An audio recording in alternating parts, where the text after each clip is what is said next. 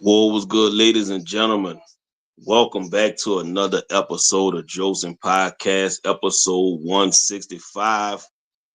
Katrina stories, the ugly, the bad, the good.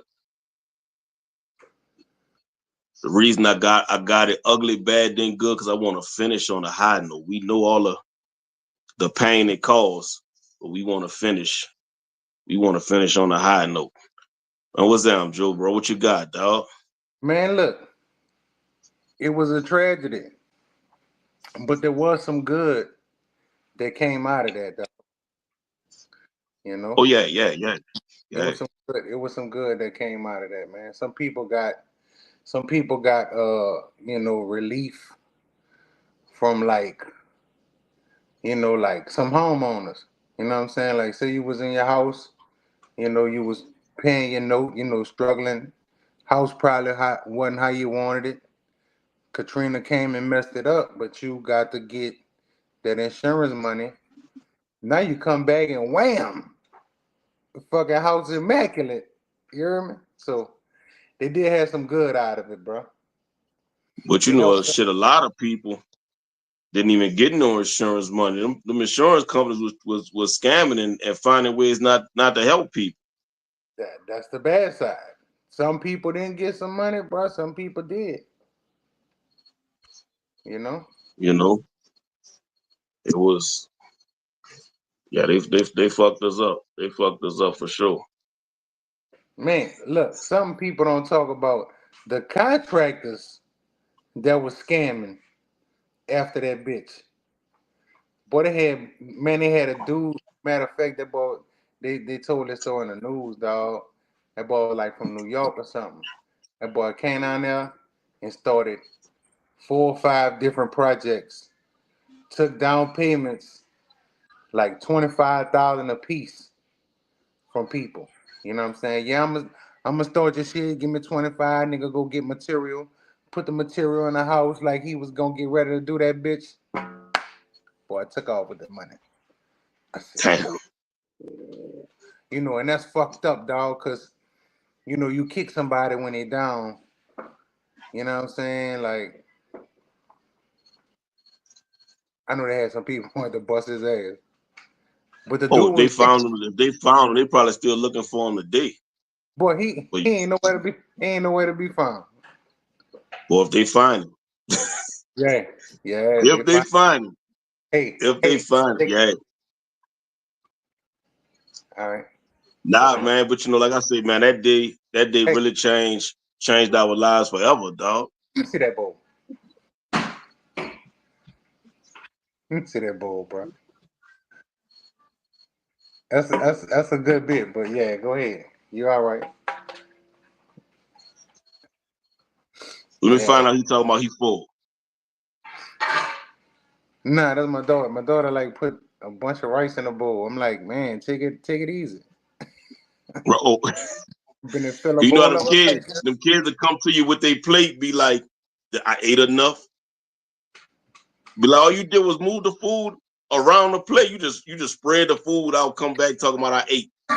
No, you ain't eat none of that shit. Scrape that shit back together, pile that shit back up, so you can eat. You know they be ready for a snack. As soon as they say, I'm finished, I'm Hey, that, full, then they be ready for a snack. yeah, I'm gonna get it. 15 minutes later, it's a snack.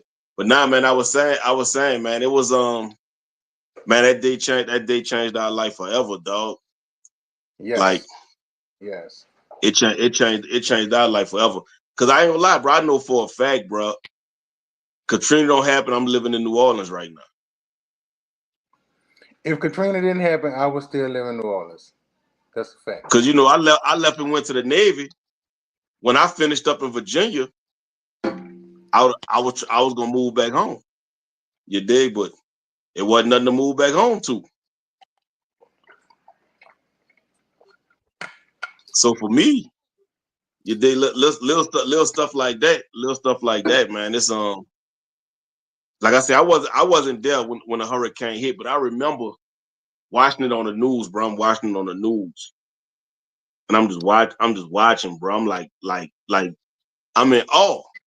You feel what I'm saying? I ain't know what to say. I ain't know what to do. I'm just like, I'm like, this right here can't be real. I'm just watching. And it's crazy because like me and my homeboy that I was in the Navy with, we used to talk about it a lot. You know, like it was always rumors that one day the right hurricane gonna hit at the right time, the right angle, and it's gonna flood the city out. And we used to always talk about it. I used to be like, bro, like one day it may happen, dog, but I'm like, you know, I but then that bitch happened. That bitch happened. Like I almost didn't. I knew it would happen, but I was hoping it wouldn't be in my lifetime. You dig? That bitch happened. Yeah, bro. But New Orleans is under sea level. Right, You could stand on St. Anthony Street in the Seventh Ward and look toward the river. You could see the whole ship passing. right. You see the And top of the ship look, passing, son. So the ship is higher than you. You then you, dig? With that yeah, bitch, yeah, yeah, that's crazy, right. dog. That's crazy. So So by being below sea level, we already knew like one day it would happen. You feel what I'm saying? It's just like inside the city it was just something we never talked about. hmm It's just something we never talked about much. Like what would we do if that was to happen? Because every time a hurricane come, some people evacuate. Most of us stay there. Because I could tell you right now, I wouldn't have left. I stayed down there there's no hurricane I ever evacuated for but Katrina. Because That's I like real talk. I know for a fact if I was there, I wouldn't have evacuated. yeah. We went through Andrew, Gustav, all them fucking hurricanes. All nigga rolled it All out. of them We rolled them out. rolled it out. George, everything. We rolled it out. Yeah, Hurricane George rolled that shit out. We ain't leave. Katrina was my first time leaving, and I left like when I initially seeing the size of that bitch. You hear me? And then that bitch really hit Cat 5 before that bitch came. You know when that bitch was in the Gulf, it was like in the lower Gulf. Man, that bitch was a Cat 5, dog, and I was like, ugh. You know what I'm saying? So my little girlfriend at the time, she was like, "We gonna go to Houston." You know what I'm saying? Like, cause she was in college. She went to Xavier, so she like, "Man, we gonna go to Houston. My auntie stay out there." I'm like, "Shit, bet I'm gonna ride with y'all." You did, cause uh, I was like, in my thought, right? This a New Orleans nigga thinking. I'm like, yeah, I'm gonna just go out there for a couple of days and then they gonna come right back. You hear me? Nope. Right. Wasn't no coming back. Wasn't no coming back. Dog, I had two pair of shirts, a pair of jeans, and some tennis. That's all I had. That's crazy. Wherever I got, that's where I had to stay. You know? That's crazy. It's crazy, bro. Because it's like I still be like just think about how to like besides the damage, like the physical damage it did to the city, man, just the psychological damage. You feel what I'm saying? Like families will never be the same. You dig all the lives that was lost. Yeah, it was It's- 2,000 lives, bro. I think it was more than that.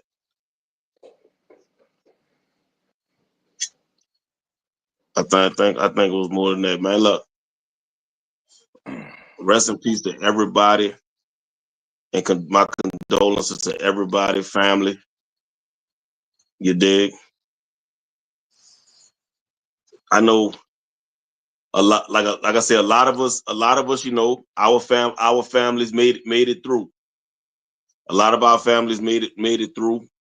Some of our, my grandma and stuff. She was in the Superdome. Um, besides grandma, I think everybody else, besides grandma and my uncle, I believe everybody else had evacuated besides my grandma and my uncle. You know, they end up in a Superdome until she got shipped out to Houston. You know, grandma living in Oklahoma now. But bro, it was bad, dog. It was bad. Like just watching the and you calling people, you can't get in touch with nobody. You dig? Bro, you know, it's like every 504 number you in your phone, you trying to call them. Like I'm calling. You Can't get can't in touch call with it. nobody. No 504 number worked after Katrina. And look, even the people that wasn't even in New Orleans, like that 504 number just wasn't ringing. Yeah. That bitch just wasn't ringing. They ain't ring. No. Nah, bro. And the crazy part is I left. I remember the day I left, right? The day I left, I'm telling myself, I'm like, yeah, I'm gonna go to Houston. You dig? I won't go to the Galleria. You know, I won't go to Papa Do's and shit. You know what I'm saying? Cause at the time, you heard what I'm saying? David Banner and Lil Flip had made that you could catch us at Papa Do's eating steak and shrimp. So I ain't never been to Papa Do's. Nigga, I'm gonna go to Papa Do's. So that was my reason to come to Houston. I'm on the phone with my dad. I'm like, say, Dad, I'm about to leave. I'm about to get up out of here, you dig? I say, y'all ain't leaving? He like, nah, bro, we gonna ride it out, you dig? He like, man, shit. I'm in the yard. He said, I'm barbecuing, you dig? He said, my partner John about to come over. We gonna fry some fish and shit. You know what I'm saying? So I was on the fence. Cause I was about to say, fuck it, I'm about to come. Y'all niggas cooking. I'm about to come over there and hang with y'all. You did niggas drinking beers, cooking, you know. But I guess God told me to go ahead and take that ride, bro. Right. I took that ride and shit. The next fucking day, you know, just looking at the TV like what? You know, like couldn't believe that shit. I seen my car in front of the door because I left my car. Nigga up on the bridge, nigga paying the neighborhood. I could see my car. I'm like, oh, that's my fucking car. Dog had just put a new motor in that bitch. I had just went to Damn. night ward. I had just went to night ward by a dude named Daryl. Daryl used to do the carburetors. And nigga took and did that carburetor because my shit was fucking up. He rebuilt the carburetor, dog. I had the car ready. I was ready to get that bitch painted. And you know, slam some things on that bitch and everything. Katrina took that hoe. Bro, Katrina took everything. That mother took everything. Bro, I have no pictures. I have one picture of myself as a baby. You feel what I'm saying? Like one picture as a baby. Like everything from high school, you know, like everybody be posting their throwback. I can't do that. Bro, I had a bunch of pictures too. I lost all that shit. Class ring, all The that. only reason, the only reason I still got the high school yearbook, my high school yearbook, birth certificate, my diploma, stuff like that, because I took it with me because I was living out of town. I took it with me. Other than that, it would have been at my mama's house too. Yeah. The only reason why I had my diploma, my mama had my diploma, and she stayed on the second floor in Versailles Arms in the east. So she was able to come back and get a lot of the shit. You know what I'm saying? Get a lot of stuff. Yeah. Yeah. Yep. It was, Yep. yeah, man. It was. But but New Orleans has changed so much since Katrina. But I'm gonna say this: New Orleans has changed for the better because New Orleans was fucking dangerous before Katrina. It Before still Katrina, is. no, it still is, but nigga, it was extra dangerous before Katrina, son. I swear to God, it was like shit was going down everywhere. You heard me? To be on the street, to go out was dangerous. Fucking We used to go to Key West. We used to go to Kenneth Key West. Man, if it wasn't a fucking fight in that bitch every night, every time nigga went to the club, they had a fight. And after the fight, it was a shooting outside and everybody getting the fuck. Everybody gonna get in the car, get the fuck from around here. Niggas is tripping. Nigga riding around looking for the nigga. Where he at? Nigga out the car with that thing. Man, like, what? Man, New Orleans was fucked up. You know what I'm saying? A lot of the shit, you know, people don't talk about it, but Katrina changed New Orleans, but that was a change that New Orleans needed. I don't think so. I think it's supposed to be the change that was needed. But between inflation, gentrification, the money grab that the and the land grab that happened, it still left. I feel like it still left people assed out more than it helped. It did, but let's not act like we don't need better neighbors. You know what I'm saying? Like We gotta be the better neighbor that we want, though. right, but if that ain't how we rocking, you know what I'm saying? If that ain't how we rocking, that's just the circumstances you live in. That's what I'm saying. You accept it, or you accept it, or you fucking go somewhere else. But that's what I'm saying. So in reality, when people went back home, because let me say this, a lot of people went back home. You know, like in New Orleans, we got that certain mindset. A lot of people went back home because the cities they went to, they realized the shit that can fly at home ain't flying out there. You got some people that just be like, look, I want to be at home. You dig? So motherfuckers, they went back with the same mindset. Because to me, when it happened, I like no lie, when it happened, I seen everything going. I seen the government not helping. I seen the people not letting people cross the bridge to get to better dry grounds and stuff like that, or get to the side of the river where the fucking they could get food and all that. And I'm like, people going to other cities and you seeing the city, like the government, welcoming people, but the people in some of these other cities not as welcoming and stuff like that. So I'm like, I felt like that should have created us against New Orleans against everybody type mentality. But we still was for self, like pretty much individually, we still for self. When it was always a New Orleans.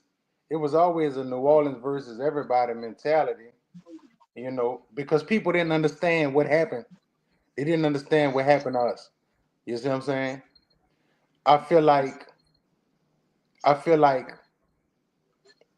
other places gave you peace, and some people are not partial to peace. Some people don't want peace. right. It's too quiet out here. I don't like this shit. What you mean it's too quiet? You know what I'm saying? But So them people ended up going back home. They didn't like the peace. I guess they didn't like the fact that the stores or places of business didn't have what they wanted. They probably couldn't drink liquor after 9 o'clock. They couldn't go to the store and get no liquor. Man, I can't get a bottle after 9 o'clock. What kind of shit is this? I'm used to being home where I could go get me a bottle anytime I want. right. I'm used to being home where I could go party anytime I want. Nigga in the club, nigga clubbing. Man, the club closed at 2. What? Last call for alcohol 2 o'clock. What? Nigga won't walk Right. outside with their cup. Man, I can't leave out this bitch with my cup. Nigga, stop me. Nah, bro, you can't leave out the club with your cup. You dig? Man, in New Orleans, this Right. shit, man, it'll never be like this. You see what I'm saying? So people are partial to New Orleans. Right. That was us. That's our city. But And what that's how we used to but, rock it. but what I'm saying is like I say, we just witnessed nobody helping us, niggas shitting on us. We gotta survive through this shit together. Niggas got to the next city and say, oh, gotta go boy, they go old boy from uptown. Now y'all still beefing. That's what I'm saying. So it was like I thought it should have created a bond within the people that and people got to the next city. So now you beefing with Houston, Atlanta, and you still beefing with the people that you was beefing with in your city. You know, from like we just it's almost like being in the military and you going to war with this motherfucker right next to you. You going to war with this motherfucker right next to you, and you come home, get back to America, and be like, you get a 5-second head start, but I'm gonna shoot the fuck out you soon as we take this uniform off. You dig? I just thought it would have created like a us against nothing, and that kind of like be like a more healing, like bro, we gotta it's us, like I say, us against everybody.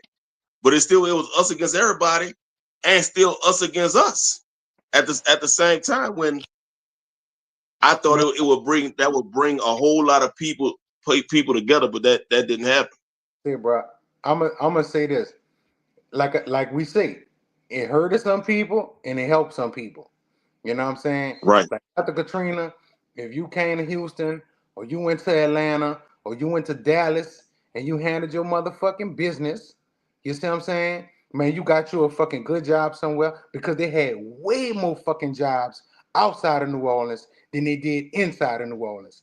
Niggas was making $13 an hour cutting grass. You come out here, these people paying you $20. You see what I'm saying? That's a The fact. opportunity. That's They a had fact. more schools. You know, if you wanted to go to school, man, they had technical schools. They had, you know what I'm saying? They had regular colleges you could enroll in. You know, in New Orleans, dog, they ain't had but 3 jobs. Where you gonna work at the Superdome?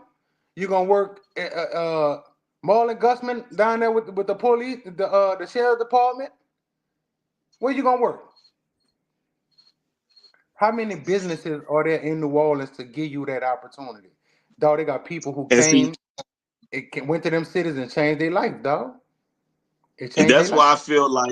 that's why I feel like it was so easy for them to flood the lands down there.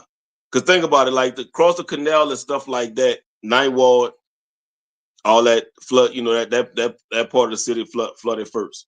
If you think about, and I'm not talking about lives and homes when I say what's valuable over there, because people's lives is always the most valuable. Your home is always valuable. But to businesses and stuff like that, they ain't really had no banks over there. Like they ain't had no hospitals over there. Lower 9 ain't had You feel nothing, what I'm dog. saying? Nothing. They didn't have nothing over there. They like across the canal. I don't even remember a fast food restaurant over there. I think they had like a Popeyes, and that was like it. They Like had really was no.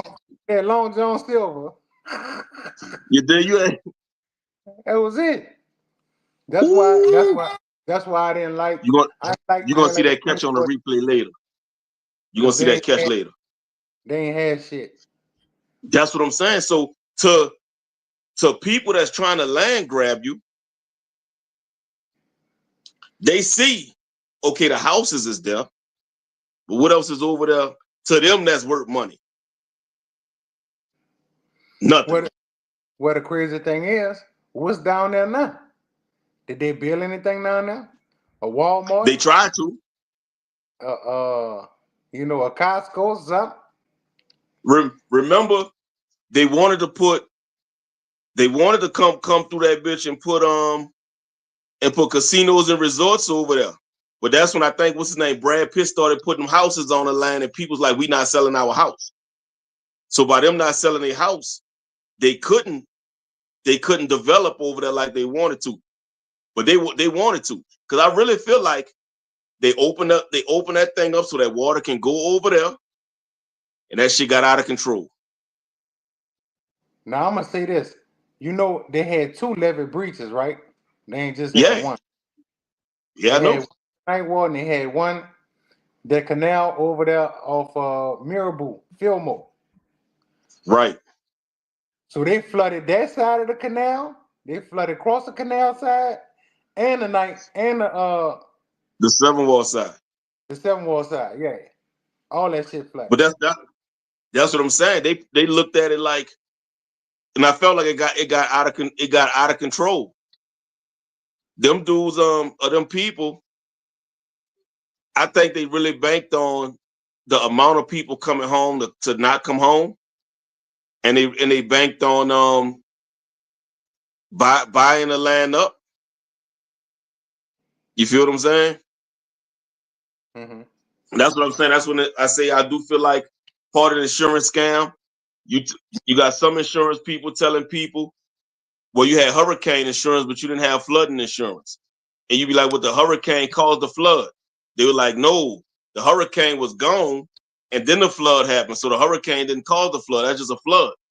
You got some people that were saying they got told that they had flooding insurance, but didn't have hurricane insurance.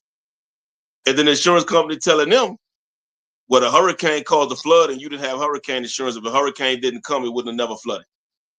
So a lot of people didn't get paid at all, nothing. Well, I'm gonna say this: they did have some of the people that didn't have insurance. They was able to get the road home money because I think the government allotted so much money to the state of Louisiana, and then Louisiana started paying out to the people who had the qualifying zip codes. Now, whether you put your shit back or not, you know what I'm saying? I think the road home was either 100,000 or 150,000. But that was for everybody who was a homeowner. Right. Yeah. Right. Yeah. So But look, we're like gonna take. huh? What you got? I was gonna say we're gonna take a little more. We got our first guest just tuned in. We got little David. He gonna come in and tell his story of what he went through that day, or that day up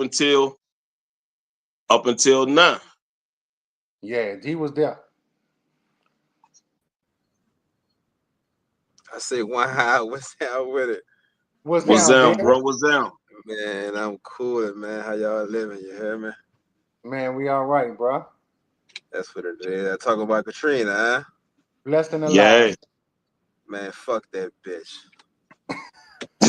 Oh, Hey, we all feel like that. You heard me? oh boy. Yeah, but I ain't gonna lie. Like, everybody shit was different though, you know what I mean? Luckily for me, I was working for the sheriff department during that time.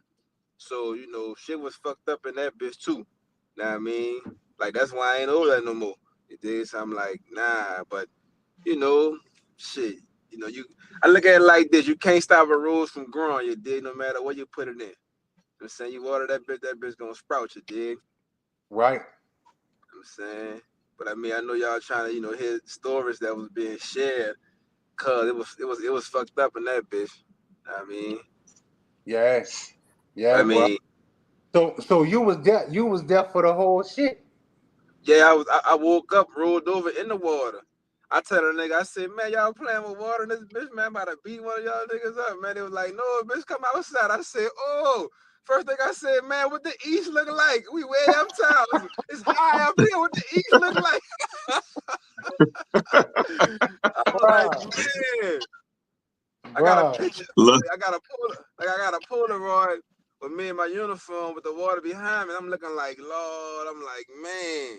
I was like, cause my parents stayed. You know what I'm saying? Yeah. So like I left from my car and they ain't going nowhere. So I'm like, man, I'm freaking out. Like, man, I can't make no phone calls. I'm talking to my brother Bill Mama in Cali. And she was saying the last thing she heard my mom was saying, we gotta go in the attic. I was like, oh, that water was hiding. I'm like, man, did they make it? But I ain't know. Like, I ain't talked to my parents. I'm gonna say my mama to probably maybe 4 weeks after. No, I'm gonna say longer than that. Maybe 4 to 6 weeks after Katrina. That's when I saw her. But I mean, for like my like 4 experience, weeks after.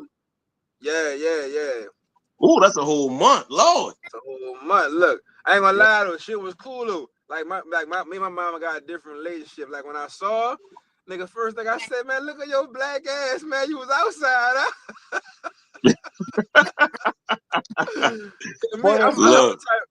Boy, that Like sun was burning everybody ass up out there. man, what? See, I'm a type of nigga. I don't really be liking that sad shit. Like that shit depressing. You know what I mean? So when I Right. saw, I had to think of something to make her smile, make me smile. Like, okay, you straight. You dig? And that's all I could think of. Like, man, you black as a motherfucker. I was like, Lord, you was outside, huh? But I was outside. Like, they got the stories. The little clips where they had the inmates on the bridges and shit. Like that shit was for real. Like that shit, they had no power, so they had to make a hole. Them niggas was climbing out the window from blankets they made as ropes. You dig? Like that shit was crazy. Like first time I seen like that barbed wire fence shit, nigga, that shit is for real. Nigga fell in that barbed wire fence and that shit tore his ass up. I was like, man. But like far as people around the city, we was in the water, but we was on top of our federal building. Like I don't know how to swim. So they had water all around the buildings, and I was, helping people go get their shit from out the buildings. They're like, you can't swim. I said, man, look, adrenaline pumping. I'm here to help. You know what I mean? I ain't worrying about that. Then I got another story, all kind of shit in the water. They giving out technical shots. Man, I flipped out because they ain't want to give me my technical shots, you did. But that's when you saw the white and the black people. You know what I mean? How how it is, and we got the same uniform, so it shouldn't be that. But I flipped out. But they had a lady who I called her mama. She kept one in her pocket for me. Like they had to damn near handcuff me to the balances up, like I was flipping out. I'm like, nah. Then another story, nigga was breaking out. Like niggas really was breaking out that bitch. But I'm like, you can't go nowhere. Let them dudes go. So I never forget, bro. My captain at the time, forgot his name. He gave me a little Tech 9, right? I said, y'all want us to kill these dudes? I'm like, all right, bet, let's go. Man, they running. I go to shooting in the water by them. In the water, in the air, like by my fellow employees. They're like, what you doing? I said, man, they look like me. We not about to shoot these people. You crazy? Yeah. Like, no. Like, y'all tripping. Like, y'all better run. They trying to kill y'all. They looking at me. I'm like, I got a whole Tech 9 with a long clip. What y'all want to do? You did? So, you crazy. So the white boy who was your captain? Yeah, but it was like, they was trying to make it to where, okay, shoot first, ask questions later. No, they look like me. It's Katrina. We stuck. If they could get away, Vamoose, handle your business. I'm hollering, y'all better run. Yeah. I'm like, nah. Like, no, y'all tripping like nah. But they can't tell me that because I'm on with a weapon too. You strapped, I'm strapped. Somebody ain't gonna make it Right. on the street. You dig? So like, it's us. See what I'm saying? But it's like, everybody wasn't like that, but it was like they took me over there. Nah, no, we not finna have this, you know what I mean? I'm sorry, like I can't, like it ain't in my blood. Like it's a disaster. Right. It did Right. let a nigga run wild, man. But like I said, everybody got their own. What you say? Plus this my people. Yeah. You think like man, though in New Orleans it's small. So everybody like in third person. Like you might really know these people, you know what I'm saying? Really like they locked Right. up. Yeah. But you like third person away from that dude, you did? Shit, bro. So shit was so crazy. We were stuck outside our federal building. So, niggas, niggas in the feds, you know what I mean? So I work back there. So it's like I see niggas from the hood. So I'm in that bitch smoking buglers with them, you know what I mean? We rolling up our shit, we vibing, they like we can't do nothing. They tell me, man, what you doing? You can't talk to the inmates. I'm like, man, ain't no more job. Like, ain't no more. We stuck out here. They stuck out here with us. We sleep outside. They sleep outside. Like, come on, man. Like, nah. Like, this is my people. I grew up with this nigga. Like, we finna rock out. I might not see him no more. You know what I mean? Ain't no more balls. Ain't no more prison. Man, ain't no more nothing. Right. You dig? And it was like, and see, that's what I'm saying. That's fucked up that people like had that mentality because like you already got people in survival mode. You dig? Because you already know, like let's say like somebody already in jail, something like that happened. The first thing they thinking about is where my family at.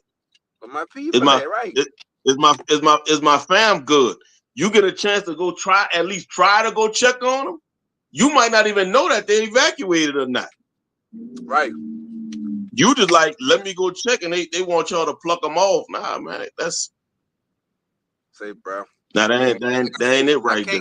That's evil, I can't bad mouth the whole circle as a whole, but like they had some fucked up individuals over there, you dig? And it's like, you know, I ain't cut from that cloth. You dig? I'm Right. not. I mean, like Joe, you know me personally. I mean, solid nigga, been solid nigga. Yes, indeed. You dig? Like, get me wrong, like niggas hated my guts when I worked back there, but it's a job, nigga. I don't care. You gonna fight, bitch? I don't care. I'll throw them hands. Same nigga at work as I'm outside work, you dig? Right. But nigga was young though, you know what I mean? Like nigga was young. They ain't give a fuck. You know what I'm saying? Right. But it's like, you know, like it's my job. Like you hate me because that's why I work, man. You kiss my ass, you dig? You know what I'm saying? Right. But it's like, you know, when Right. that shit happened, that shit was an hour from everybody. Like, you know, like, nah, like what? You talking about something planning. You couldn't plan that shit. Katrina was straight. We got past that. But when that water went to coming in, like you can't go nowhere. That water coming. So David, like how they got y'all out of there? So all right, now they had we got on boats from our federal building, which was CCC. Like that's on what Perdita, I think it is. Jumped on boats and brought us to the Broad Bridge. Now Right. from the Y'all Broad got Bridge, on Broad Bridge. no, so the people they can't got the inmates with the buses from on the other side of the bridge. We went under the Broad Bridge and hopped on the interstate and walked along the interstate for a minute for the bus to come pick us up. When they picked us up, we went to where did we go? I want to say Alexandra, I think. Then Alexandra, Lake Charles, one of them. So but the it was inmates, like, man, the inmates was with y'all. No, the inmates. I think they went to Angola. Or they took them to Angola? Yeah. So they brought us somewhere else. Like, you know, they had a list like where y'all want to go. And it was like maybe like 6 of us. We got together. It was like, man, we're going to go here. And we rocked out for a minute. Went from Lake Charles to Houston for a little minute. Then, you know, back to BR because nigga had to work. You know what I'm saying? Right. So, you know, Right. we went to Lake Charles for a little while. And, you know, they had us in a little gym. But nigga was excited because we saw showers. You hear me? Little portable shower. It was like, nigga, it's hot water? Oh, yeah, it's cool. But look, my stupid ass, I go to work, you know, they tell you pack a bag for a couple of days. My stupid ass bring a pair of drawers, some shorts. Bitch, I had some cohighs. Why would I brought cohighs? Tripping. That boy ain't no a clothes. toothbrush and a tank top. Tripping. Listen to me. My work clothes, wet boots and shit, bitch. I'm walking in cohighs, bitch, feet hurting like a man, think about it, like nigga weather the storm, like storms pass in the city all the time. And I was like, you know, Right. at least we had somewhere where we could bunker down at, you dig? Like, but that water hit us too. So we can't say we ain't feel that effect, cause you know, that jail had chest high water in it. You know, that jail sit up. Yeah. During that time. I don't know how it is now, but that shit had chest high water. But all I kept thinking about what the East looked like. Like that where I'm from, what the East looked like. So when we got out, you know, left and I got to turn on the news and shit, nigga, I broke down crying. Like the whole city was underwater. Like, man, like, you know, like them documentaries, man, I can't watch that shit, man. Man, I can't watch them either. I don't watch them either, dog. Man. 1 or 2 episodes, I'm like, man, niggas start getting mad. Say, bro, really, dog. I think everybody who went through Katrina, whether if you was stuck there or you wasn't, I think everybody had that moment, dog, where they just broke down, dog. Nigga broke down crying, Yeah. look, tears in that bitch, look. For real, bro. Like where I work at now, people be asking, like, man, how it was for the storm? I said, man, look, that was 27 years ago. If you stuck on something 27 years ago, you gotta grow up. Well, no, I ain't from here. And I hear stories. I'm like, believe what you hear. Yes, well, indeed. you was here, miss. You didn't just see what I just said, like, Mr. Sir, whatever. I'm not talking about that shit. Like, no, like that shit is depressing. Yeah, but people don't know. I told them read the newspaper. Yeah. You know what I mean, like every year, But every year is like a holiday for us. But see, the main thing about it is like, cause you know the news and the people tell 2 different stories. You dig? 2 different stories, right? It is. You turn on the news, they'll tell you that the levee failed. You ask the people, they say they heard explosions. You feel what I'm saying? So they telling 2 different stories. If you ask the news, you dig, they gonna say you know, everything was under control. You ask the people, they like, bro, it was survival of the fittest. They, you know, people shooting at Marines, shooting at helicopters. They don't want to let us cross the bridge. They really don't talk about that. They didn't let people cross the bridge to try to get to a better place. That Jefferson Parish met them on the bridge with guns drawn, saying if y'all walk this way, we shoot. We shoot. I ain't gonna lie. You feel what I'm saying? The news don't tell that part, but the people do. Right. I know when I was able to come back down, like, you know, I still had my badge and shit, so I was able to come in the city before, like, when they still had this thick of mud on the streets, you dig? So I had went to that 17th Street Canal, like, nigga, you saw where that shit came from under, like, it was like a little curve, like where that shit came from, like, they gave out. I know right there. I don't know about the 9th Ward. I saw that 17th Street. 17th Street Canal. You saw, like, like with the pressure of that water pushed them houses, like, ain't no way you couldn't run. It's water. Like, you can't run from water or fire, right? You can't run from it. You know what I'm saying? But it's like, you know, the booms and shit. I believe the people because they was there. You know what I'm saying? I wasn't around that. I only saw when I rode around and saw what was going on. And it was like, you know, like the city smelled like death, like death. Like, you know, like, man, like shit. It was horrible. But one thing I can say, the NO gonna be strong. 27 years later, we still out in this bitch second line of that shit like ain't nothing happened. That's why I love my city, bro. Cause it's like, I always look at it like me personally. I use, you know, the negative to try to make it a positive, no matter what it may be. You know what I mean? And everybody from the city, I wouldn't say everybody, the majority of people from the city, they use that too as motivation. But then at the same time, what I like, you're not gonna play with nobody about nothing. No matter who you are, size you are, because the NO don't play about nothing. And it's the love. That's what I like. It's to me, that's love. Like, you know, love and respect, that go a long way. Like, respect first for me, then love second. You dig? And it's like, you know, people respect us from all over because of what we went through. And, you know, us living here before that, like, what you say? I want to say, because that's like world history. Like, the people that really survived it. Like I said, I was living in Virginia, so I wasn't there. But the people that actually survived, like, that's like world history. Like when people get to talk about how to, like, Pompeii, when the volcano exploded, and you had, you know, you can, if you go over there, you can still see the people, like when that volcano turned their ass to stone, when that heat went across the city, them people, like, however they was when it happened, that's how it happened. And they still talk about that to this day in the history books. Katrina that's gonna be in the history books forever. And it's up to us, especially while we still living, to write that history. Because if we let Fox News, ABC, and all them tell it, they're not gonna tell our story how it happened. Oh. At all. So you know, it's up to us to really fully document that. Even though it hurt to tell the story again. Yeah, it hurt. Yeah, that's like Black History. They trying to take that shit away from our schools. No, like, we can't allow that. Right. Yeah, that's crazy though, man. But, you know, Katrina gonna be Katrina. To me, Katrina like any old bit ass. You know what? You hear me? Our shit that's living now. You dig? She came through. She wreaked havoc. You hear me? And if you get your chick that's bitter, she gonna wreak havoc on your life. Wrecked your whole life, bro. I mean, your whole life. You hear me? But yeah, man, I'm glad y'all got me on the show, man. What's up, world? It was a gift. It was a gift and a curse. You hear me? Yeah, right. It really was. I got a few partners still stuck in that mindset.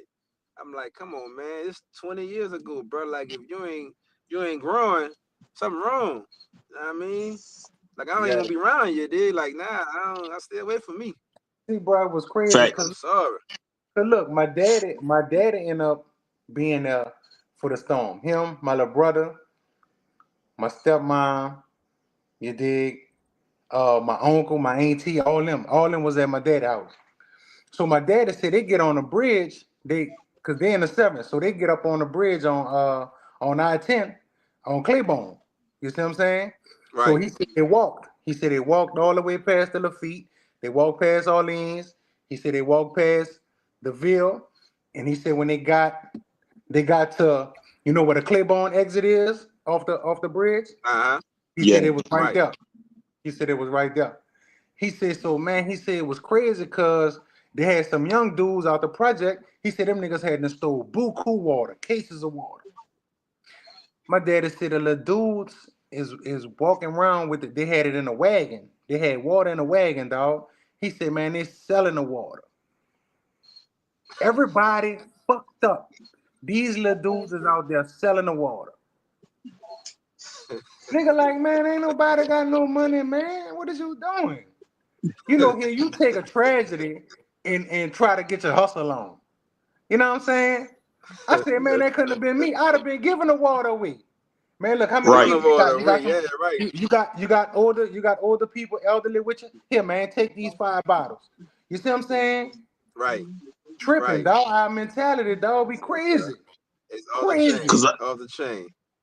Because I felt like with the grocery stores, if the food was able to be took, man, just let the people take it. Because the grocery store, they already done the hood, they done already damage claimed all that. That's a loss. All that. They done took a loss, so that's already paid for. I'm like, y'all stopping the people from going to the grocery store and get food. Say, boy, that Winn Dixie by the Iberville, shit. Look, they had ropes. Nigga was tying shit to ropes, pulling that bitch up on the overpass on Claiborne. Right. Pulling that shit up. Right. Grills, meat, but coolers, that's what I'm saying. But a lot of the spot they called it looting. I'm like, nah. Like I said, the store already took the L. Yeah, the store already took all them waters, potato chips, all that stuff. The water, nigga. The only thing that's probably went bad is the fucking meat. But if you got to the meat in time, right, and to cook the meat, it was still good. Right, they cook it. Nigga, the drinks is sealed. The potato chips, all that stuff is sealed up. So water didn't even get in there. That's just sitting in there. They gonna throw that away anyway. Man, let them people. Man, look, hand that shit out. I don't care how you do it, but hand it out. Don't just, start stopping people. So stuff like that. Now you creating survival of the fittest. Now everybody gone mad again because you're hungry, and you're gonna feed them. Right. You're gonna feed them children. Say, bro, I'm so happy I wasn't no police during that time, bro, because they'll be mad at me on the force too. Like, man, let these people do what they gotta do, man. Long as they ain't trying to hurt each other, let them eat. Bro, I've been handing out food. Let them eat. Yeah, let them eat, man. I'd have been handing out food. I look at it like shit, I just hope that shit don't happen again. That's all. Man, that part. That's all. Pray that don't happen again. That part. That's not in the lifetime where I'm living and none of our kids living. You hear me? Yeah. I'm saying. But I mean, shit we can't control, man. Like I look at it. I look at it like this. What you about to say? I was about to say, you know what I love about what Katrina did? Katrina pushed people, dog, who was from New Orleans, who had been in that city, who ain't never left that hole. Nigga ain't never been nowhere in his life. All he know is New Orleans. You dig? So now we got people everywhere. We got people in Atlanta. We got people in Dallas. We got people in Houston. Dog, I could go anywhere. Right. I just went to Atlanta and ran across a lady working at the store. The lady said, "Oh, you must be from New Orleans. I see that Fleur de Lis on your neck." Yeah. You see what I'm saying? So now people everywhere. Right. Now we got people. Everywhere. You feel me? So, everywhere. But see, I love it. But look, that's the gift and the curse too. Because now that we do got people everywhere, our families is so spread out. Once upon a time, bro, my grandma stayed like 3 blocks. My grandma stayed like 3 blocks away. Yeah, you feel what I'm saying? Everybody's the same neighborhood. Now I got a grandma in Atlanta, a grandma in Oklahoma. You feel what I'm saying? Half the family, some in Houston, some over here, some over there. I'm in Colorado. You dig? I got so like Idaho. You right? So you got the curse, because I got tired of going places, and I see a motherfucker from LA. I'll talk to somebody, they'll be like, "Oh man, I'm I'm from Los Angeles. Be like, all right, I'm from New Orleans. You know what I'm saying? But you would never run across New Orleans people in those spaces. You see what I'm saying? So now you're running Look, across. right. Right. You running across New Because I'm Orleans like, everywhere. and I'm like, you got first cousins, and think about how tight families was or is. You got first cousins that don't know each other. Yeah. Right. They, Just a storm. and Right. not They and gone. not that they don't know of each other because they didn't grow up with each other. They don't know each other because Man, listen, the my way little boy. life set up, sometimes they might go a year or two, sometimes 3, 4, 5 without even seeing each other. Right. My little boy be Lord 4 next forbid. month. I'm go ahead. I'm sorry, I cut you off. I'm sorry. I was gonna say, Lord forbid, like they was tight. You had a breakup in the family. The kids, they don't win with their mama. They don't win over there with their daddy. Right. They don't win over there. So the what they used to have, they ain't got it no more. You feel Yeah, what I'm saying? There's dynamic a gone. lot That of people dynamic that gone. Yeah. there's a lot of people that ain't had family dinner by grandma's house. Shit, it's like years because we so spread out now. Go spread out. It's Yeah. it's I know I got yeah. what I was gonna say, like my little boy, he 3. He be 4 next month. When in my family, we so big, we were so tight. Like you said, we so spread. And it's like, we talk to each other every once in a while, but now I look at it too, we grown now. So we got our own family to deal with. But at the same time, it's like it's a difference between talking and seeing them. You dig? You Yeah. know, like I see my family, I see my partner. I want that. Y'all give you a hug, nigga. Like, what's him? Like, I love you, man. You dig? Right. I ain't seen you in a minute, but like, man, what's him? Like, if I can kiss you in the jaw, I kiss you in the jaw. But that's how a nigga be feeling. But it's like, now, I ain't gonna lie, I'm gonna keep it a buck. That shit make a nigga depressed sometimes. Like, man, see my people in forever. Like I said, I got people way Idaho, Iowa, Illinois, you know what I'm saying, all over Houston, Atlanta. Like, come on now. I look at it too though. I always got somewhere to go. If I want to go somewhere, Right. Yeah. I always get up and Right. In the city you in, you dig? you did, but it's like I try not to think about that shit because, like I said, that be like, damn, like you said, you can go by grandma's house. Ain't no grandma no more. I mean, Lord bless my grandmas, they gone, but it was like that was the meeting spot. You dig? Yeah. Right. Like I got 10 aunties. Well, 9, one of them died, and like all us, like my cousins range from in the 50s to the teens, to the single digits now. That's on one side of the family. The other side is like half of that, and it's like what I like though. We still could call each other and talk chit to each other. Like thank the Lord for that Facebook video shit, cause it be like 30 of us on the screen, little boxes of faces. Nigga, you can't even talk cause everybody try to talk. Right. Right. But like that shit bring the joy. Like, man, y'all still looking the same, but it's like, okay, we gotta talk. It was like, man, fuck that. All us talking. It'd be all conversations. Nigga on here, nothing. Nigga, you'd be like this. Right. I'm gonna call you myself. I'm gonna call you. Me and you gonna talk. Yeah, but that shit be cool though. But then it's like, we had a family reunion. When my son was in my mama belly, and that was on one side of the family, nigga. It was amazing because we hadn't saw each other. This was what 4 years ago. It was amazing, but it was like every family got their beef. Like I got cousins fighting, aunties fighting each other, but it was still all love. You know what I mean? I'm on the grill, I'm barbecuing, I'm burling. You know what I mean? Cousins tell me they gonna help a nigga. I barbecue for 187 people, nigga. Ain't nobody help a nigga do shit. I wanted to fight a nigga in that bitch, did, but it was all love. And nigga, I'm like, give me a bottle of Hennessy, I'm good. But it was like, Right. damn, nigga, we out share the family reunion.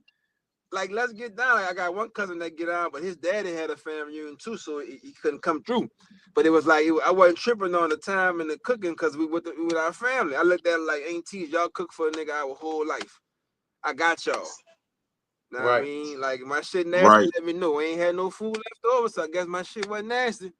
I'm saying, but I'm like, you know, nigga cook to you, did. So it's like shit was cool. It just brought that, you know, that memory back, like we all together again. Like, yeah, like we got the fussing and fighting. Like, you know, a nigga get together with the family, somebody go fight. Like, I don't give a fuck who family, unless you the Brady bunch or something. Like, my family from out the desire, like, it go down, we get together, nigga, something gonna happen. But it be the aunties, it don't be the cousins. It be the aunties go through them hands. But that's crazy, like, y'all too old for that shit. But it be funny, like, the shit be funny. Like, you got the children holding the sister, holding the auntie, like, what the hell? But it's family. Can't nobody else come in there and do nothing to us. You know, we're gonna do it to each other. But I mean, you know, I ain't gonna lie. I wish we can go back maybe the year Katrina hit. I ain't gonna say way back, and then just that year, and let a nigga know that bitch coming in the beginning of the year when nigga playing, you dig? But I mean, fuck, she hit a nigga like a bowling ball, yeah. And that bitch came out of nowhere. It came out of nowhere, dog. But then you look at it like you say. Go ahead. I'm sorry. Go ahead. My bad. Nah, you good. You good. I was just saying, it came out of nowhere. Then they look at, you know, it made people meet other people. So, man, people created love language. They created husbands and wives. You know what I mean? Kids from other places. Like that's the positive note. Like you got to experience another culture. And I mean culture, like another person from somewhere else that you probably would have never ever met. Right. You dig? And now y'all look at that like, you know, okay, this how we do in New Orleans, this how I do in Florida, Houston, Atlanta, Vegas, whatever. You dig? Yeah. So like, that was a good thing. Yeah. Yeah, bro. It was. I did notice that a lot of the people that left and stayed gone got a different mentality than the people that stayed there. There are a lot of people that stayed there. Right. You feel what I'm saying? Because well, look, let me tell you this. Let me say this. You speaking about mentality. See, bro, New Orleans bring the worst out of nigga. When I say the worst, bro, cause you gotta go cut up on a bitch, dog. Like I swear to God, dog. I come home maybe 2-3 times a year, right? Come home 2-3 times a year. I go to the Popeyes. I get to the window. I get to the speaker. You heard me? Let me take your order. Hold on, baby. Give me a minute. She come back 2 seconds later.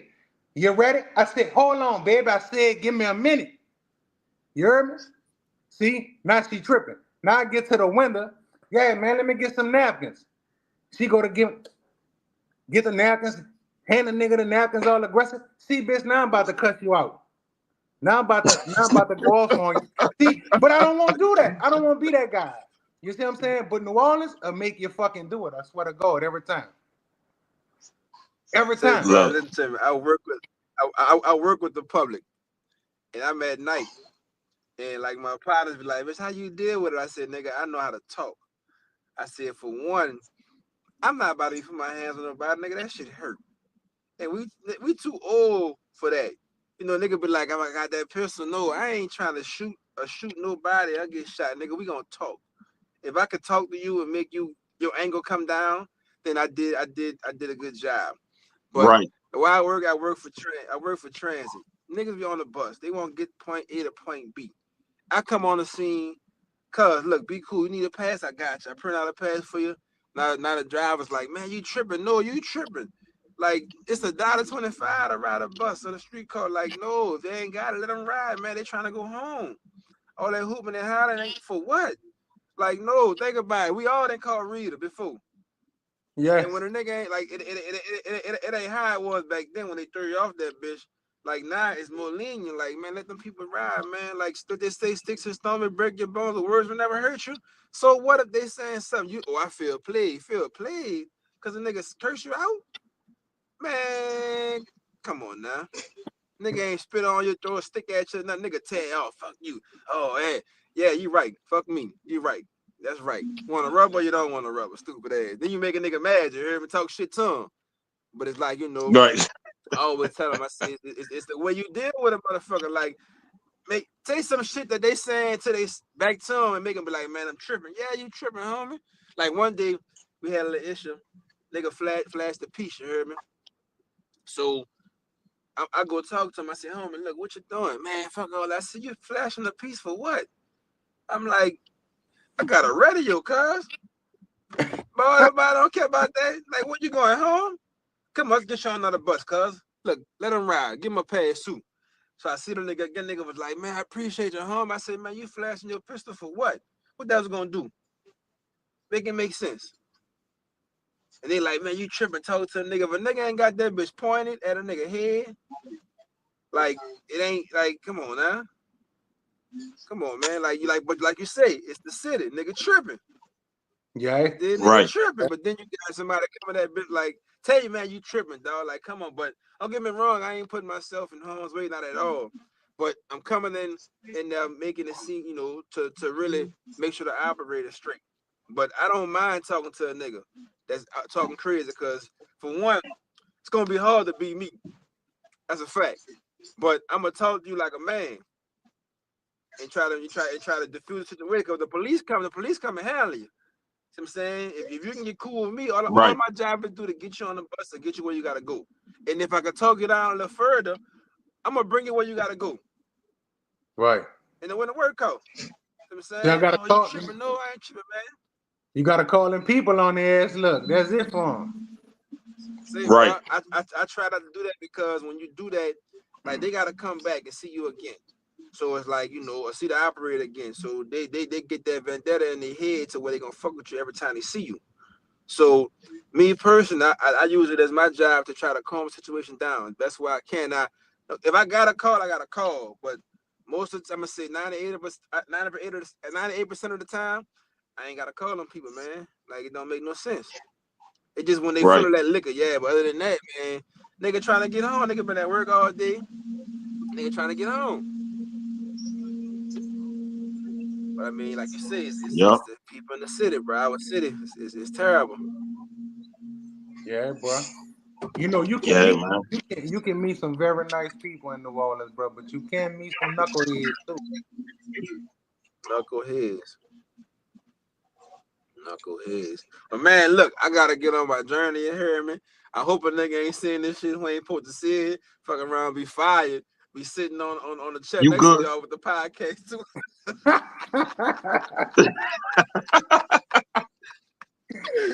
Be like, Look. man, I need a job, man. Let me sweep the floor in the back right here. I'm on the podcast with y'all. Nigga, they got fired. Nah, bro. Nah, you gonna be good, dog, bro. Thank you for coming on. You hear me? Cause like I say, we're trying to have more people in. You dig? Cause we trying to get them stories, but I understand, bro. It's tough to talk about. It's tough to talk about. Right. Yeah, But man, look, any other topics y'all get, man, holla at me, bro. It's all good, bro. Man, we appreciate you, bro. Look, this ain't gonna be our last time seeing you on here. Man, this is all love, man. Y'all know what it is, man. I'm here. If y'all need me, I'm here. All right, brother. Believe that. Yeah, man. One love, man. Y'all be easy. All right, Steven. All right. Yeah, bro. But man, see, bro. I remember this for Katrina, dog. I remember getting to Houston. And I got to Houston, I ain't had shit. So after everything was over with, right? Nigga ain't got nothing, pipe. So my mama called me. She said, check your bank account. I'm like, what? She like, check your account, boy. You might have some money in there. I checked that bitch. I said, nah, man, I ain't got no money in my shit. Then the next day, I checked that bitch again. I had $2,300 in that bitch. Me and my girlfriend, we had $2,300 a piece. I looked at him like, yeah, we're gonna be all right now. You dig? But $2,300 was just to like get a nigga started. So I remember when 2,300 went a long way in 05. It did when a little shit. 2,500, 2,300 now ain't shit. Fuck no, that's 1 month rent. Yeah. That shit. But I remember, dog. I had came in Houston. I started working, so I ended up getting me a car and shit. I got me a car. And then at the time they hadn't cut the checks for the 10,000, but they gave me housing vouchers. So they gave me a voucher for 4 months. I had 4 months of free rent. Dog, do you know they cut the 10? Now when they cut the 10, we had an apartment with nothing in it. We were sleeping on the floor. You heard me? Dog. They had niggas, like I used to go to the barbershop here in Houston. They were like, hey man, yeah man, y'all got them 10,000, man. Y'all balling now. Y'all good with that 10. I'm like, boy, that 10 ain't fucking go nowhere.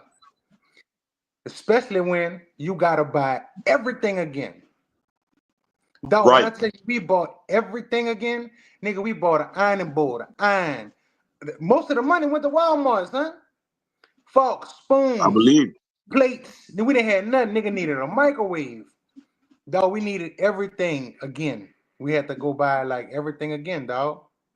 We ain't had shit. So that 10, man, I want to say at least 6 of that 10 got burnt up on getting shit that you really needed. Right. How many of y'all went spent that money on some bullshit? A lot of them. If I'd have knew then what I know now, boy, Walmart down, boy. They had so many people who was from New Orleans who was in the Walmart at the same time we was in that bitch buying towels. You heard me? Bedspreads, pillows. We had shit. We had to buy all that shit again. Right. So, I mean, they gave us 10, but that shit went back to the economy. It ain't like we got the 10 and was able to keep the fucking 10. You know what I'm saying? That's why they call it a stimulus, you dig? Stimulate the economy.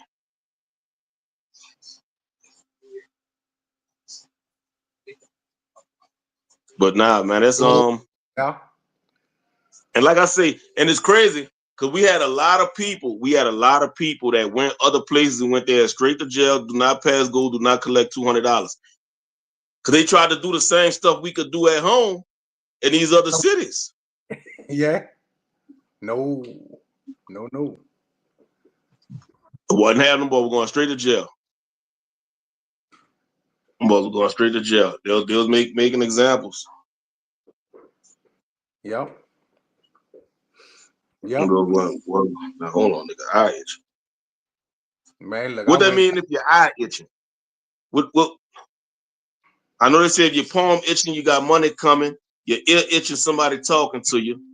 If your ass itching, you need to wash it. What that mean if your eye itching? Nobody know? I mean, you got cataracts. Nah, I ain't got all that. I needed some old school grandma shit just now. You talking about cataracts? I do.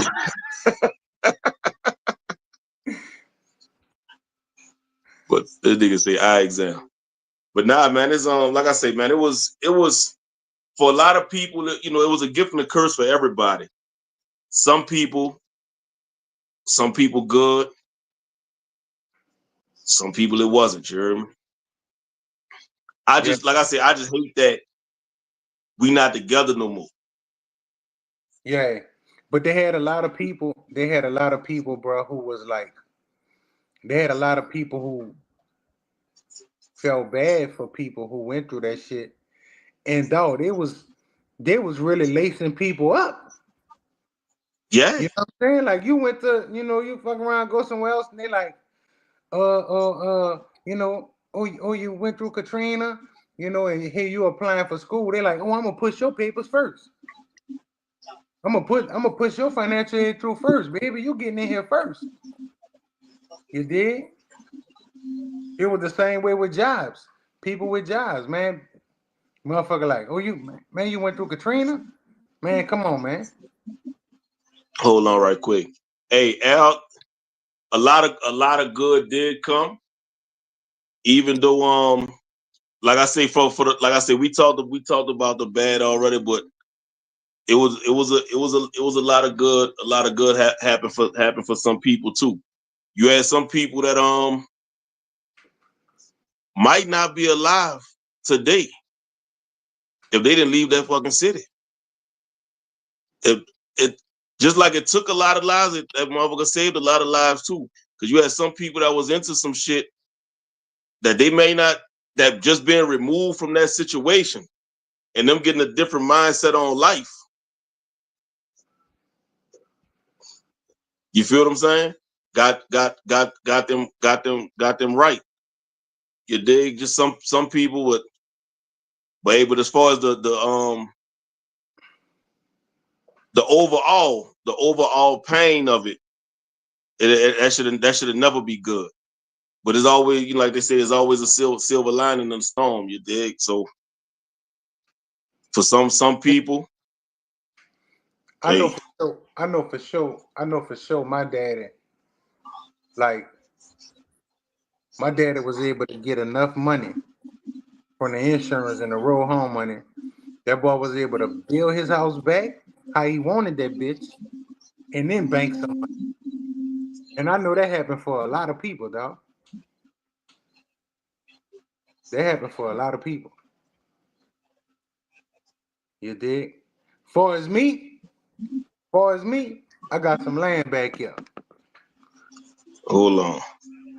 I don't care how better someone living outside New Orleans. See, bro, I don't think you understanding what we talking about. You feel what I'm saying? Like I said, ain't nothing good came from people losing their lives. You feel what I'm saying? Nothing good came from people losing their lives. You know, all that wasn't worth. No. Nobody saying nothing good about people losing their lives. You feel what I'm saying? Like I say, this is, and you know, we talked about this earlier in the episode. But what I'm saying is, for some people, they actually have a positive story that came out of them being displaced and people's survival stories and all that.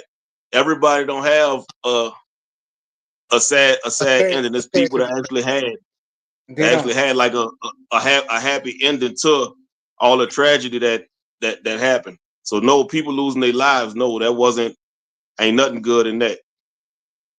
You feel what I'm saying? Nothing was good in that. But you got some people that actually there's some people that actually can stand up there and say, hey, if this wouldn't happen, this part of my life wouldn't be here. You feel what I'm saying? Them people wouldn't be able to say that. But as far as all the tragedy of, no, no, that ain't what we saying. Right. It was a lot more opportunity, bro, outside of New Orleans to begin with. You know what I'm saying? So the displacement of Katrina actually put some people in better opportunities. You know what I mean? Right. Yeah. Yup. But yeah, man.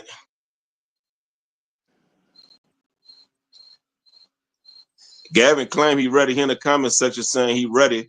Dog, we about to get off the show, dog. You talking about you ready, bro? He ain't in the link. Tell him He to ain't even go hit. backstage. He ain't even chimed in yet. Man, Gavin tripping, man.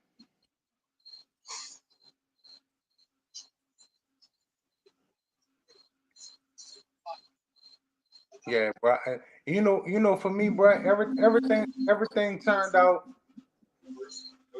All of my people were safe. I had an aunt who passed away, you know, during the storm. Um, that was like that was the only tragedy for my family. You know what I mean? But you know, everybody else made it out. Everybody else was safe, bro. You know. Right. But hold on, y'all welcome our next guest. He late. He'll never Late. be on time. I'm not late. I was Joe, I ain't even get the introduction, bro. I was waiting on to say, yeah, backstage. I ain't get none of that, Joe. I ain't get none of that. No, you Yeah, late, I dog. don't We're think. about to get off of here. No, yeah.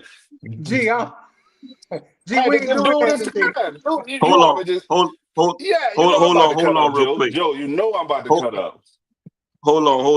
hold on. Let me respond to this. They finesse y'all out the city. Now they coming for it. Al, let me start here. I was already gone, bro. I was in the military, so I was already gone. And like I said at the beginning of the episode, if all of this wouldn't have happened, I know for a fact I would have moved back home. Sometimes life bring you other places. You feel what I'm saying? So it's not even about being finessed. You feel what I'm saying? It's about life carrying you other places. So yeah, I do understand what they did. I do understand it was a money grab, it was a land grab, and all that. Like I explained at the beginning of the episode, probably inside the first 30 minutes. I do understand how fucked up the government did us. You feel what I'm saying? But at the same time, I do understand that when you a survivor and you can make it happen even through tragedy. Oh, You you feel gonna what I'm get out saying? that bitch. You gonna get Everybody out that life bitch. ain't end up fucked up. Even the people that did go back, everybody life didn't end up fucked up. You feel what I'm saying? Right. So, because Al, you can't say that your life fucked up right now. They back in the city. Who you talk? He live in the city. Yeah, you can't say that your life. You can't say that your life is fucked up right now. Mm-hmm. But the all right. So let's just say this, bro.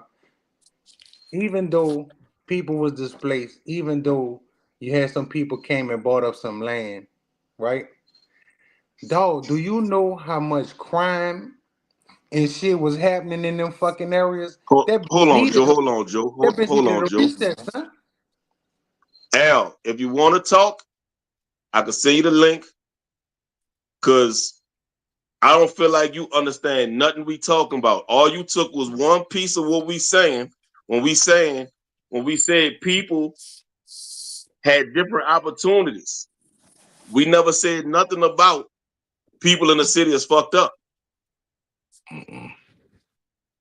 So nobody screaming better off than moving and standing in the city is to say no. Nobody ever said that.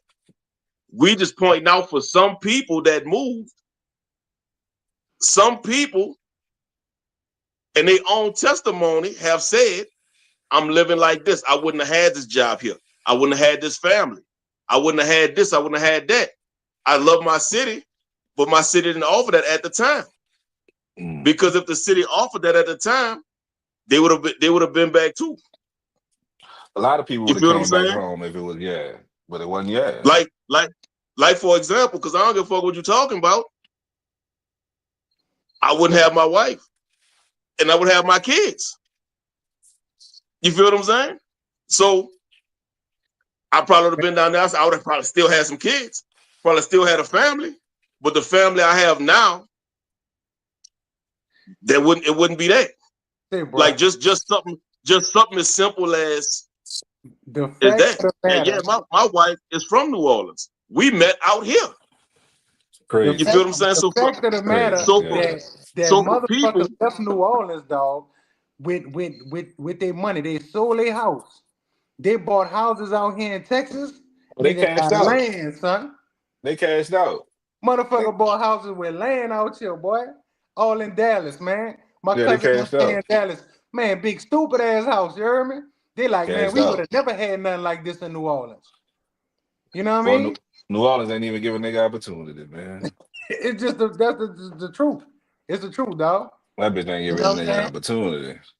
That bitch You was know horrible. what you gonna get you a double, a shotgun double? And niggas gonna be in trap house right next door. Yeah, yeah. Al, You I know it. just sent you the link. After Gavin tell his story, you're welcome. Man, All let right, me get Gavin, to man, my bad. let me get to you all right. You fussing with them people. Um I'm done. I'm done fussing with the comments. Man, like the day before Katrina, like the night, like I'm uptown in the Calio, dude. I'm up there. That's where I'm hanging at. That's where my son, that's where my BM, but that's where we from. Paul around the corner on Third and Galvin, so I wasn't too far. So everybody right there. Right. So we in the project. I watched the news. Never heard them say, "Oh no, it's time to evacuate." Them people wasn't never saying none of that. They wasn't saying no, it's time to roll. Cause I had a whip and I could have called somebody to get us out there. Like no, but they were like, no, it's gonna be all right. It's gonna be all right. Nigga, next thing you know, nigga, in the project, the lights turn off. Storm ain't nowhere near yet. Look outside, everything, dog. So the city must have cut the lights off uptown. So we're Yeah. like, so we just like, damn, time to light the candles. So Katrina, it started raining. So that night, that's when all the rain came. You hear, nigga, the hallways sounded like trains, nigga, like something, like like whoever out there in that hallway, because I'm front of town, so you know them that wind hitting in the hallway, them doors Yeah. don't lock. Well, I said, boy, was ever hitting out there, boy? You bet, nigga, nigga. It was just I said, oh, no, nigga ain't going out there. So the storm passed. Cali was cool. Nigga, we outside me and Stank. We walking up the street, niggas. Niggas going to Universal Furniture. Remember Universal Furniture on Earhart? Yeah. Niggas going in and that bitch sitting mattresses, china cabinets, everything. Nigga running in everything uptown. Safeway Right. right there. Nigga running in that, no water. See, the next day, that's when the water came. And I'm like, Yeah. damn, they got water coming from the drain. But like, after Katrina, you could have still got out that bitch. They had like I don't know about the night wall and all that shit. Nigga went down there, so nigga no cell phone. The only phones was working was Verizon. So if you Right. had a Verizon phone, you was on. Or Nextel, you My on. aunt, You could, I did get in touch with my auntie with the Nextel chirp. yeah. If you had a Everything else was Nextel, yeah, you was all right. Now look, I had an uncle. My uncle was on a motorbike. The nigga jumped on the bike. He was trying to get out the city after the storm passed. Yeah, you could roll. You could have rolled. Dog, that nigga got all the way to you know where City Park at, where it go down? You weren't supposed to go that way. Yeah, Nah, he went I-10. He went I-10. He went Carrollton way, past Carrollton. he And then that when he way. got, you know where the trestle at, where Lake Lawn at, the Right, right cemetery, Yeah. there. What that little right dip? there. He That couldn't little get down. dip. Yeah, he couldn't Yeah. get down. He had to turn around and come back. So you could even get past Metairie that way. You couldn't get past Metairie.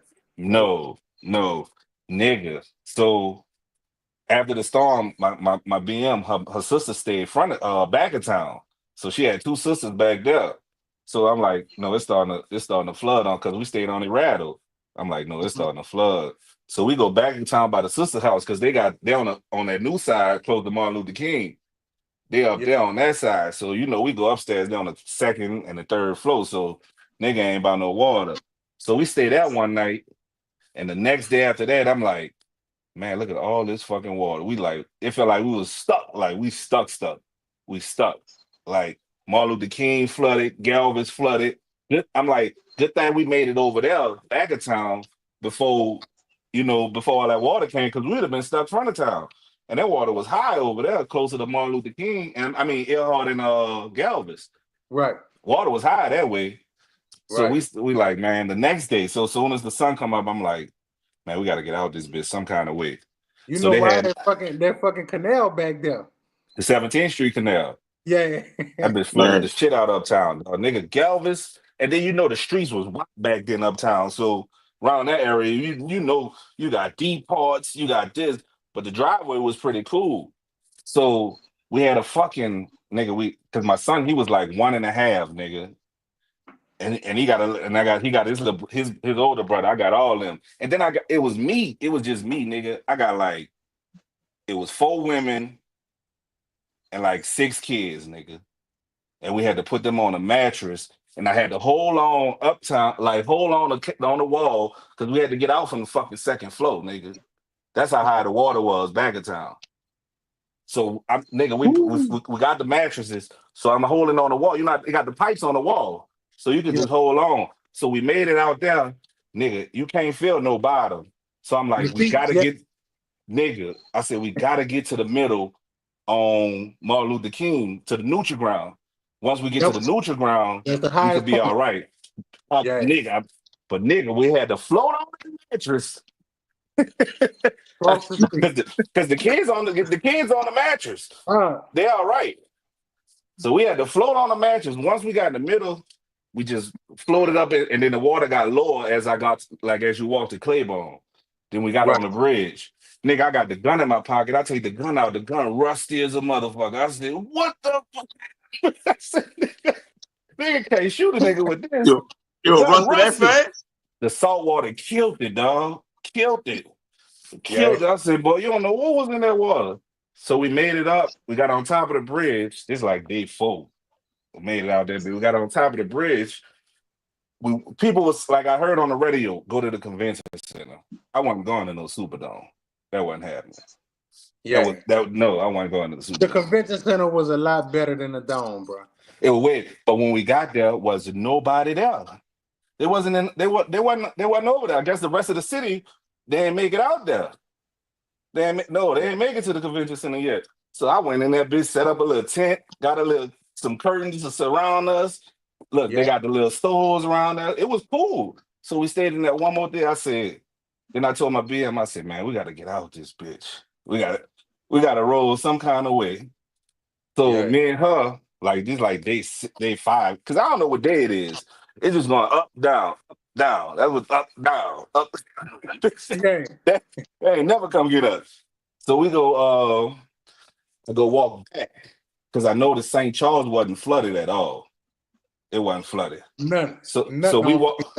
Nothing on. That's the highest ground. So nothing that way was flooded. But then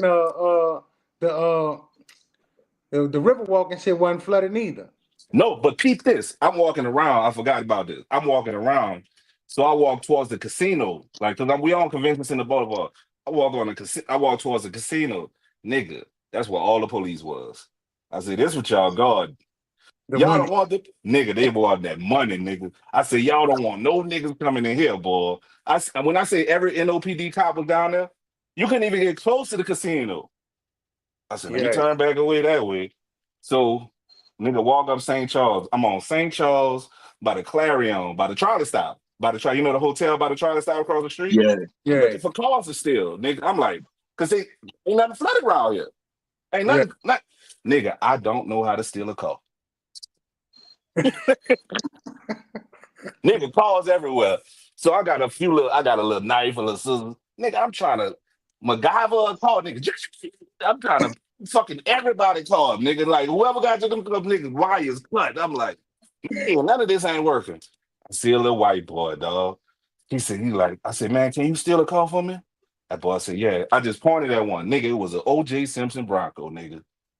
He pointed that bitch so quick. He said, ooh, thank you. That bitch had a little gas. So I picked the BM up. We walk back around. We go back around there. Now the sisters, I'm like, I got a car. We can get the fuck out here. We good.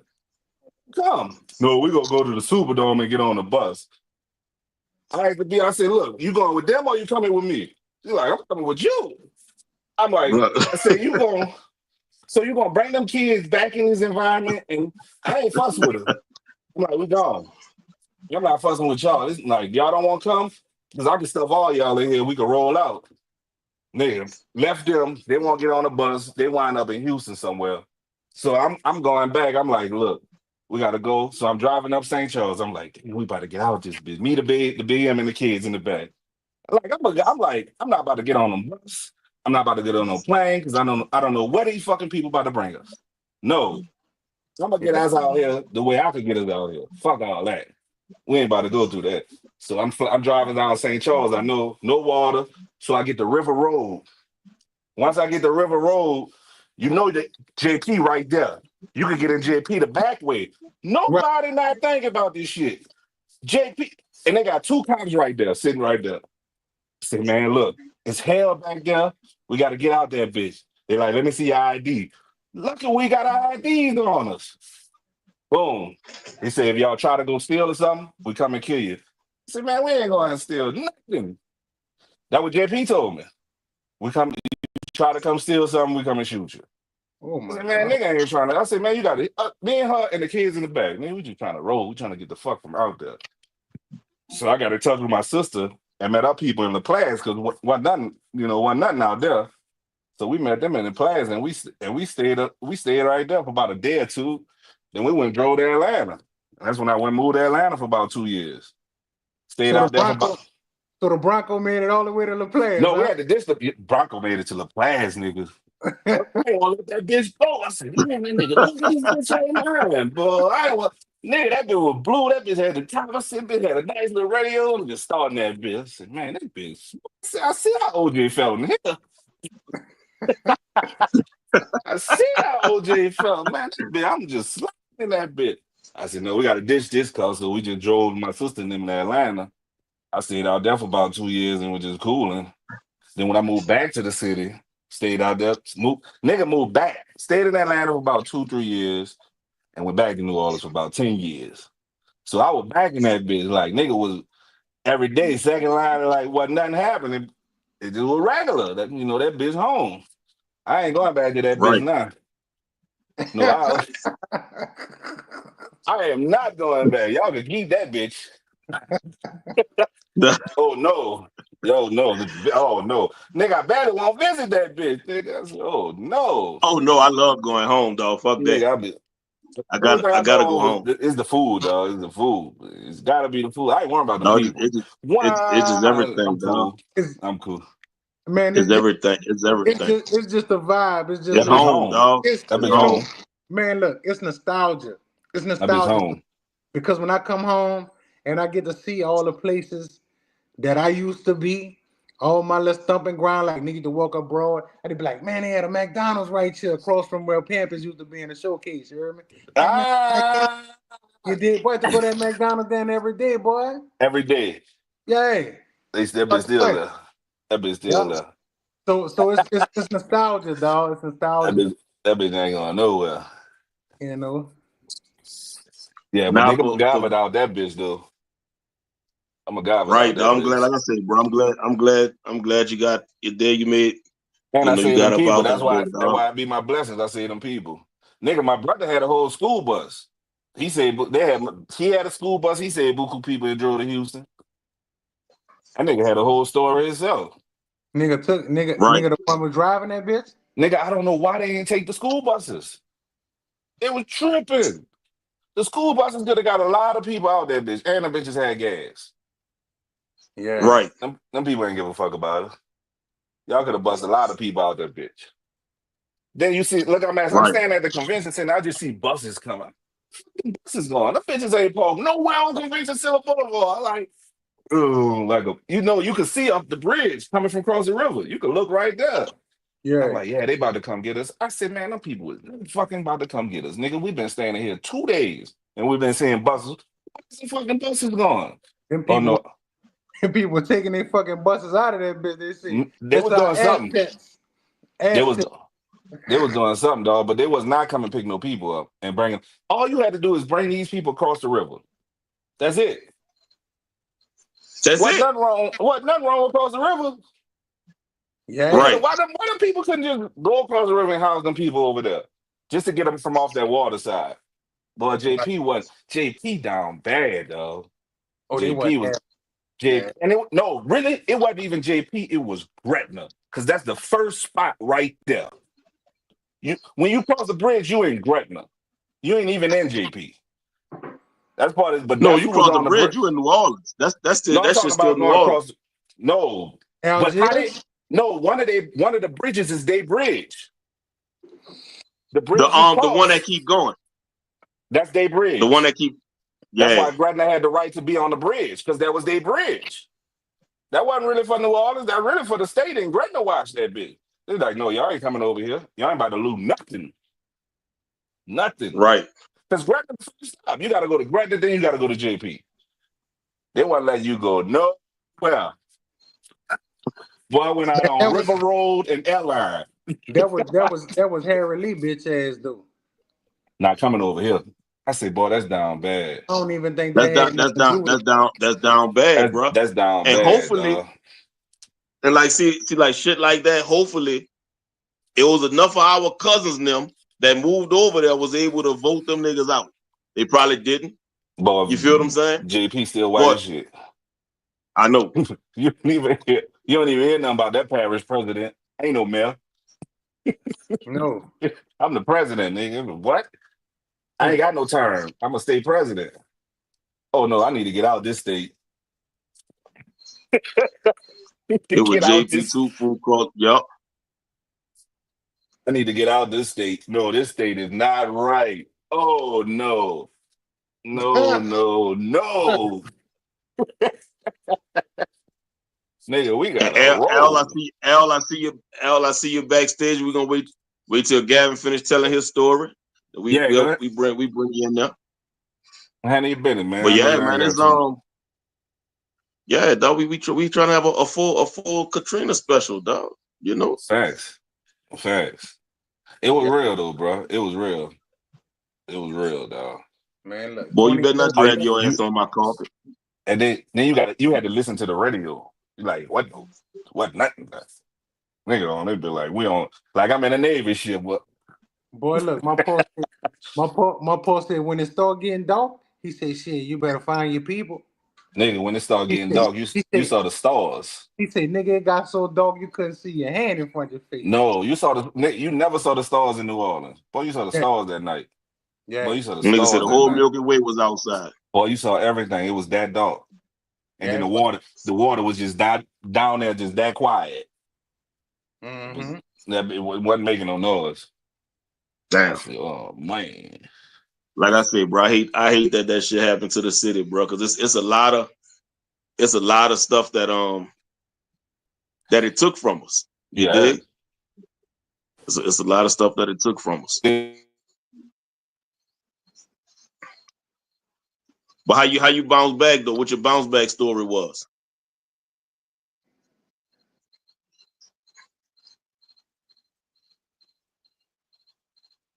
You know how many people I'm like, damn, bro, it was hard. I just try to keep them people on side of me. Come on, we gonna make it. We gonna make it. We gonna survive this shit. We gonna I will survive. survive. Yeah, then I was the only, and then the crazy thing, they didn't want to come with me because they, like our sisters and them, they could have been in Atlanta too. They had no, y'all want to go wait on the bus. Y'all mind, man, we out here. How long it took them to catch up with y'all? Oh no, I ain't talked to them last weeks after that. Because that Superdome was horrible. They were like, we about to go by the Superdome, boy. Y'all out y'all mind. Y'all out y'all mind. My grandma was in the dome. She said that was the worst place to go. But I was never going there. I was never gonna no. And they talk about the whole city going there. Oh no. That's why I won't be around you niggas. Boy, look. You talk about the whole city going there? Oh no. Oh no. I quietly slid the fuck up out of that bitch before that storm came. Man, I wish I would have slid about that bitch too, boy. We'd have been too out of here. And then I had a car, but my car was in the shop. That was the most fucked up thing. Like, nigga, got a car. Car in the shop. Then I mean, I just want to say this because I don't know if people knew. Say, bro, they had a voluntary evacuation like 3 days before the storm. That mandatory evacuation ain't come till the day before the storm. They cut the lights off then. Yeah. So nigga ain't watching. I don't see nothing on TV. No, that mandatory evacuation was late as the fuck, dog. Boy, nigga would have rolled out.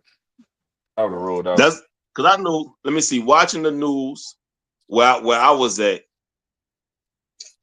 I know they told you had, but like I say, my mindset. I'm watching the news and I'm seeing them telling people you better evacuate. You gonna niggas straight up say if you don't evacuate, you gonna die. You see that. And I'm thinking, man, it's another hurricane. Everybody gonna be all right. They tripping. They say that every time. You feel what I'm saying? So I'm in Virginia, like they say that every time. Call my family, like, hey, y'all staying or y'all leaving? Yeah, we leaving. Your grandma says she gonna stay. Uncle Darren says she gonna stay. They gonna stay with them. You dig? And where they was in the 7th wall? They was in the 9th wall. They was off of Dauphine across the canal. Oh, it got worse. It was horrible over there. I know. That Yeah. 9 was. Dog, the lower nine had houses. That bitch Nigga, right on Tennessee. When that water came through, that bitch was way on fucking Falstaff somewhere. nigga, if your house wasn't on bricks in that 9, that bitch was down the street. That bitch did, yeah. That bitch was down the street. You Dog. had to have Yeah. a brick house. If your shit was on brick, you made it. But them houses floating. Oh yeah, they gonna float on. Boy, they big pick that bitch up. Yep. And like when they say that bars hit, like when the bars gonna hit a levee, that bitch gonna make a sound. That bitch is not gonna hit quietly. Right. That bitch was way in the night. The bars was way across the canal. Yeah. So how that it didn't? It's gonna sound like a bomb hit that bitch if that's a big ass bars about to hit a wall. Yeah, That you'll bitch, hear boom. like yeah, you're gonna hear boom. Like who gonna sit there, put a bomb right there, and then go boom? Who went to the night wall But to with do the, that? if that bomb on a timer, you could lay that bitch and then Nigga, they and wasn't leave. bombing. I don't think they were bombing. I don't think it was You that don't think serious. so? I think the bars just hit that bitch and made they. That's why it sounded like that. But see, we can't say it's not that serious because even like in the '60s when Hurricane Bessie hit them, they flooded the night wall. Then They did it that though. ain't the first. That's the first time that they purposely flooded the city. Or if they push the bars into the 9, like let it go or something like that, yeah. They probably just let it I go, don't know. like let It that bitch seemed, go flood it. now what seemed fishy to me is because they had two levee breaches. They had one in the 9 They and they ain't had had no one. barge uptown. That one broke. Yeah. That's the one I like. They ain't had nothing hit that bitch. That bitch just gave in, I guess. I think the Mexicans did the contracting work and just fucked up. They built the levers, nigga. This was poorly built, huh? Yep, I think it was poorly built. Nigga, they ain't give a fuck about New Orleans, They nigga. that could, but you know they said that it was set for up to category 3, knowing 5s hit. And Katrina was a 5, So, huh? yeah, Katrina was a 5. When she hit It it, wasn't even look. It was wasn't a even 6. about the wind or nothing. It was the water. It was just the water fucked that bitch up. But it wasn't Like even right. raining. Well, I mean, yeah, it Cause you rained. know It rained, but the flood hit the next day. Like the hurricane yeah. passed, That and bit then the was flood no hit. water. What night? Like the Yeah, 9 must have got they had it that Katrina night. They must have got flooded that night. Whatever that bitch hit, and whenever that bitch. Cause you know that bitch was a man-made fucking canal right there. That bitch right. wasn't even supposed to be there. right. The canal ain't even supposed to be there. No, they would have never got flooded.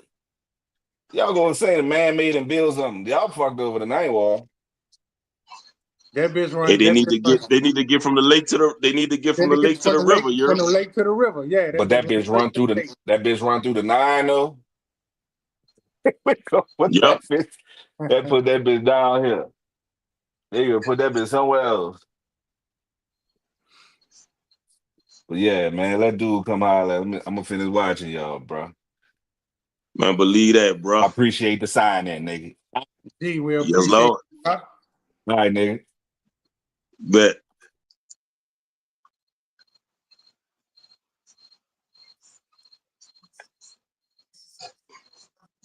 Hell, where you at? What's down? Elder fell asleep.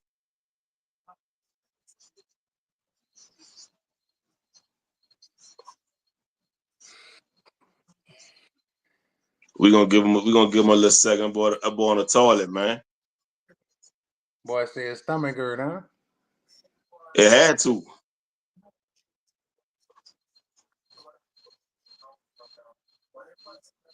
Yeah, bro. But look, I'm here now. I got me a big ass yard. You hear me? I got a big ass front yard and a backyard. I couldn't have this in New Orleans. Well, I could. You could. Got to move to the east. L about to come fuss at us. L, bro, where you at?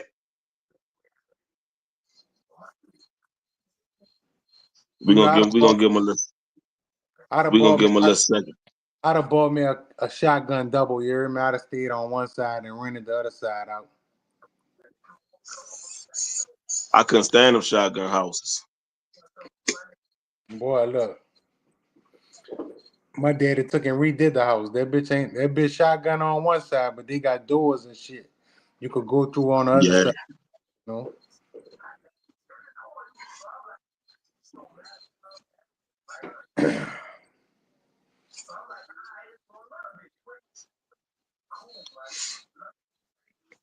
Man, you seen what Tulane coach was talking about? No, I didn't. What else?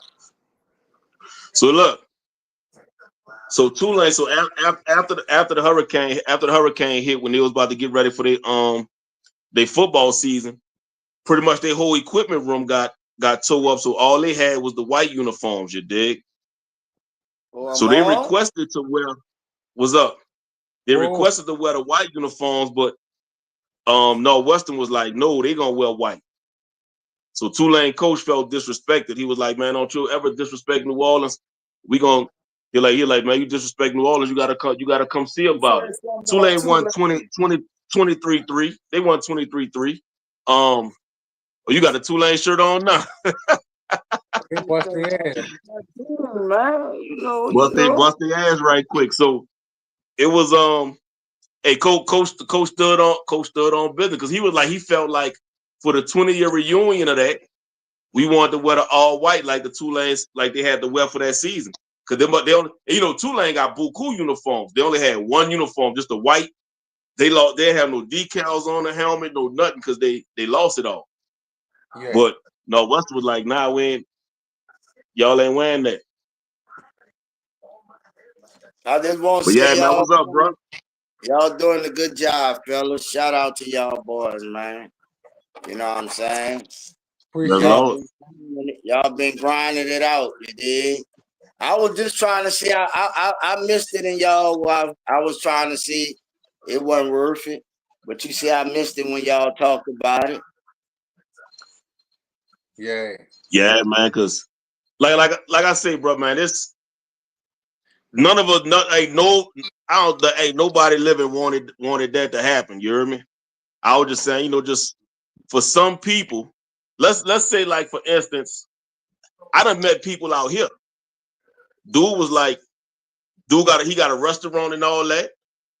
He cooked for the celebrities he cooked for like the rappers and all that come to town, like they call him celebrity chef out here. That boy said, bro, I was down there. My life was, not saying his life wasn't good, but he was in the stuff that could have got him up out of here. So he was like, when that happened, when Katrina, he moved out here, he had a fresh slate. He was able to. So for him, like people like that, they had a light at the end of the tunnel. You feel what I'm saying? Like that, right? Something like that is like a mentality thing. Cause see how we think about that? Them people coming down here, they don't think like that. They saying, just like y'all saying, that's a fresh start for them. They saying, oh, this a fresh start for us. They're not thinking like that. We the only ones think like that about this city, bro. You know what I'm saying? Them white folks, they don't even mention crime down here. They don't care about none of that. You know what I'm saying? That's not their energy. That's what I'm trying to say. See, we waste time on the wrong energy. That's why we can't get no ahead in doing certain things, because we waste time on the wrong energy, bro. Them people not worrying about none of that shit that's going on that we worrying about down here. They're coming down here and they capitalizing. You know what I'm saying? But that's what I said. They on the land. They want the land. They on the land. They on the land grab. They knew having the storm, displacing people, and having people go other places. They already knew the mentality we was gonna have. They already knew that shit, bro. Most people from New Orleans ain't never even left out of New Orleans. So the first time they seen something different from New Orleans, the first thing they said was, "Oh, this building look newer than what's in New Orleans." You know what I'm saying? Not knowing that New Orleans is a real cultural type city. They don't pride themselves on building new stuff like that. It's all about originality.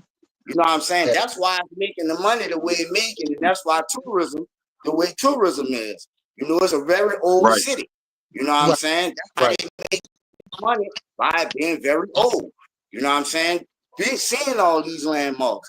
And I think that's the mentality where people got confused around Katrina and didn't come back. A lot of people say, oh, school systems. Oh, the school system better. Baby, look, I ain't see too many doctors. Kids got doctors, lawyers. I see a lot of the same old, bro. You know what I'm saying? Like, it's a mentality thing, dog. You know what I'm saying? Them people knew what New Orleans people was gonna do. Lay down. And a lot of people laid down for this city, and now they coming forward. But I'm gonna say too, like a lot of dudes who had some bread, you heard me, they didn't let other people come and buy that shit up. You know why? Cause them boys was buying that shit up themselves. I know a dude bought damn near half the block out the Lafitte. That bought the Lafitte project, man. That boy bought like half of the block, renting them. That's true too. So he seen the opportunity when they had people who didn't want to come back in his neighborhood who was selling the houses for $50,000 a piece. You know what I'm saying? Shit, he bought like 4 or 5 of them hoes.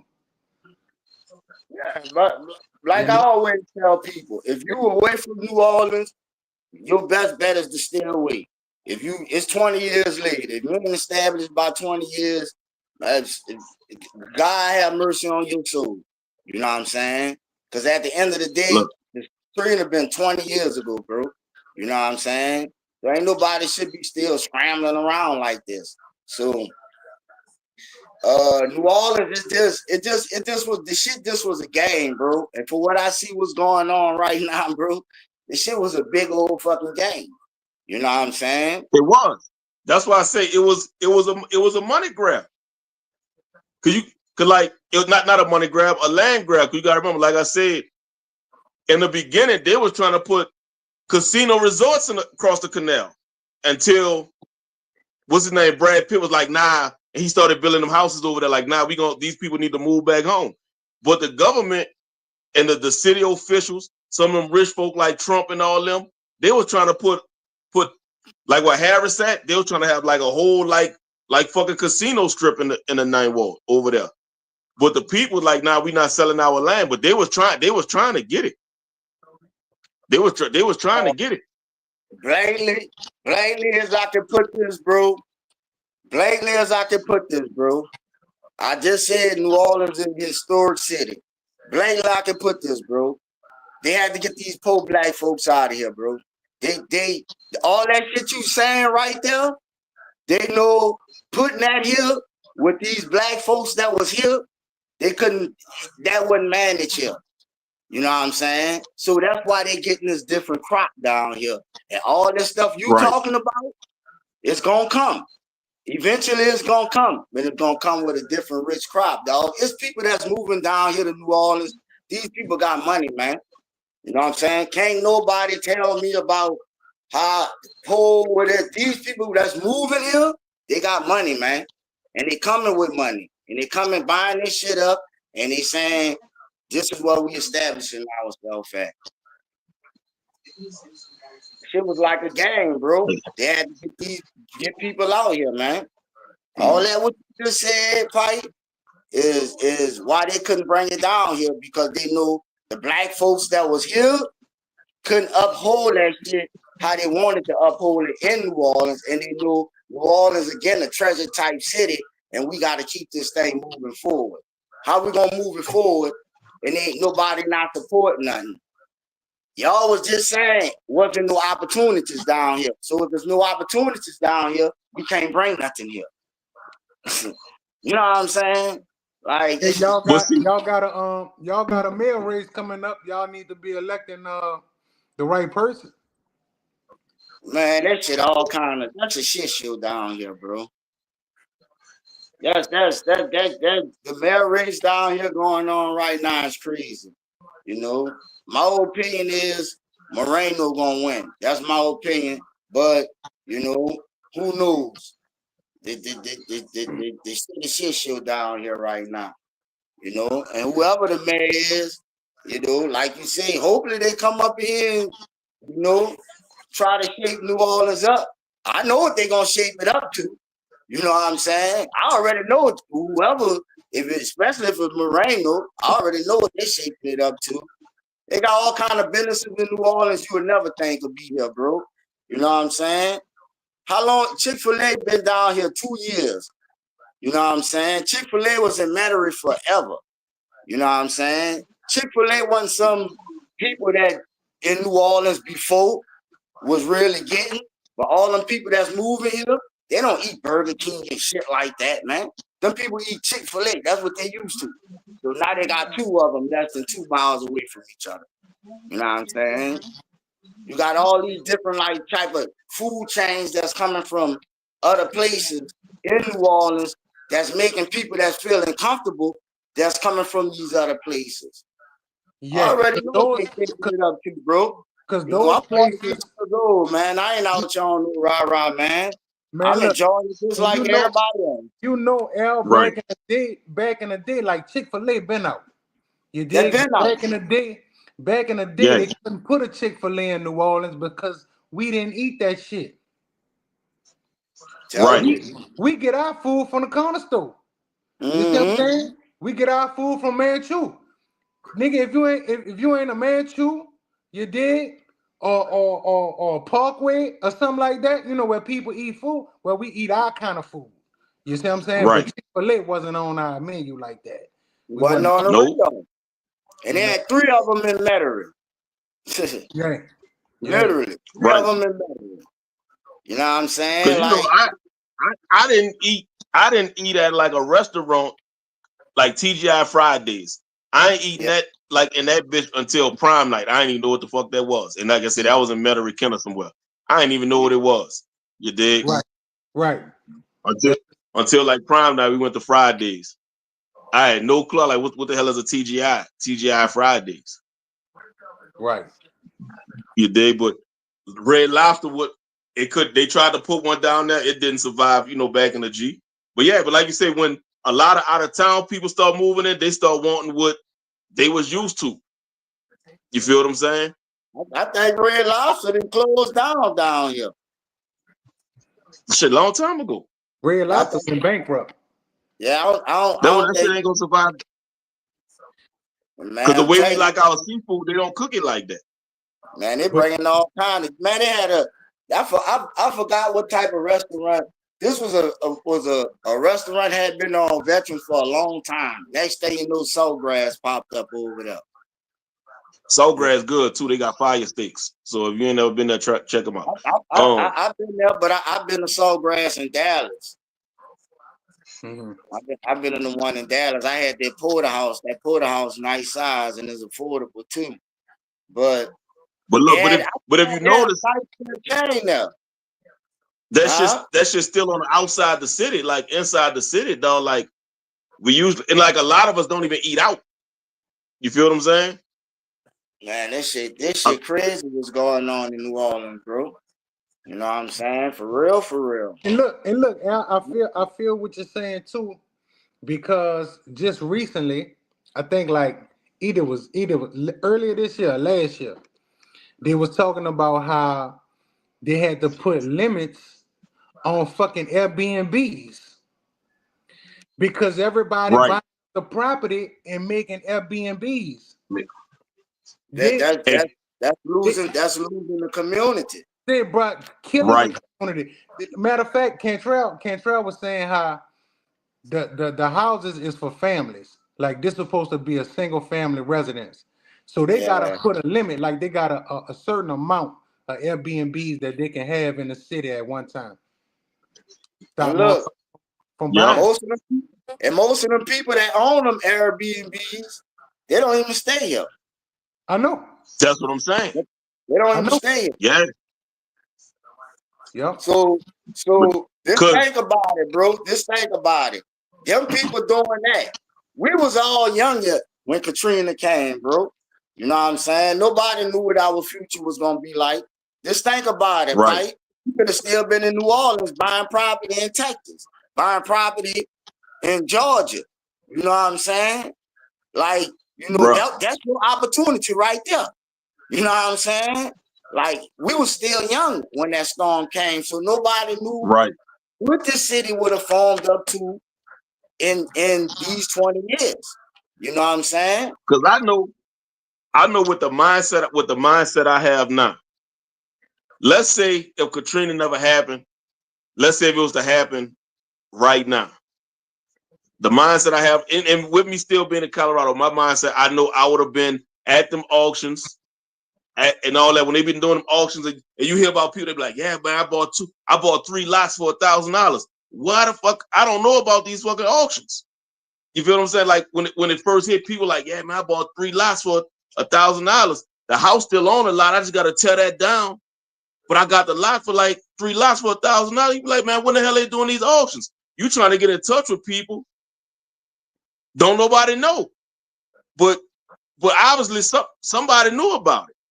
You feel what I'm saying? Because you start hearing the whisper, like you said, we was young when Katrina hit. I was 23. Yeah, nigga was young, You bro. feel what I'm saying? I'm saying? 23. I'm 23. My son was just born like a month before Katrina hit. My oldest son was just born a month before Katrina hit. I'm in Virginia. I had just bought a house. You dig? I'm really thinking sooner or later I'm moving back home. Yeah. I even like in 2008, I actually tried to move back home, but the job that I went for, they gave my position away. You feel what I'm saying? Them niggas was like, whatever. I went down there. They told me the day to show up and everything, because I was gonna work at the shipyard on the Avondale shipyard. Bro, I got down there. Them people was like, "Oh, we gave a position away." I'm like, "Why would y'all tell me to come down here?" You feel what I'm saying? Yeah. And then y'all get a position away after you told me what day to be there. So I had to turn around and go to Atlanta, because at the time I would have been homeless in that bitch. So I had to turn around, go to Atlanta. You know what? With my mom, I had buku family out there. But and then I end up in Atlanta. And then when I was trying to move home again in like 2012, nigga, I'm applying for jobs. Nobody hitting me up. Nigga, I applied for some shit in Colorado. Them niggas hit me up the next day. You feel what I'm saying? So, and then once the kids get to a certain age, you really don't want to uproot them. You got to let them finish it out. You dig? But the only reason why I'm back in New Orleans, bro, I ain't got no kid. You know, so I was in Kentucky during Katrina. I was good. For the storm, I was in my apartment. I actually stayed in Metairie. I was in Metairie. I started my job in 2001, and I moved to Metairie in 2001. I was on Cleary and West Esplanade, West Napoleon.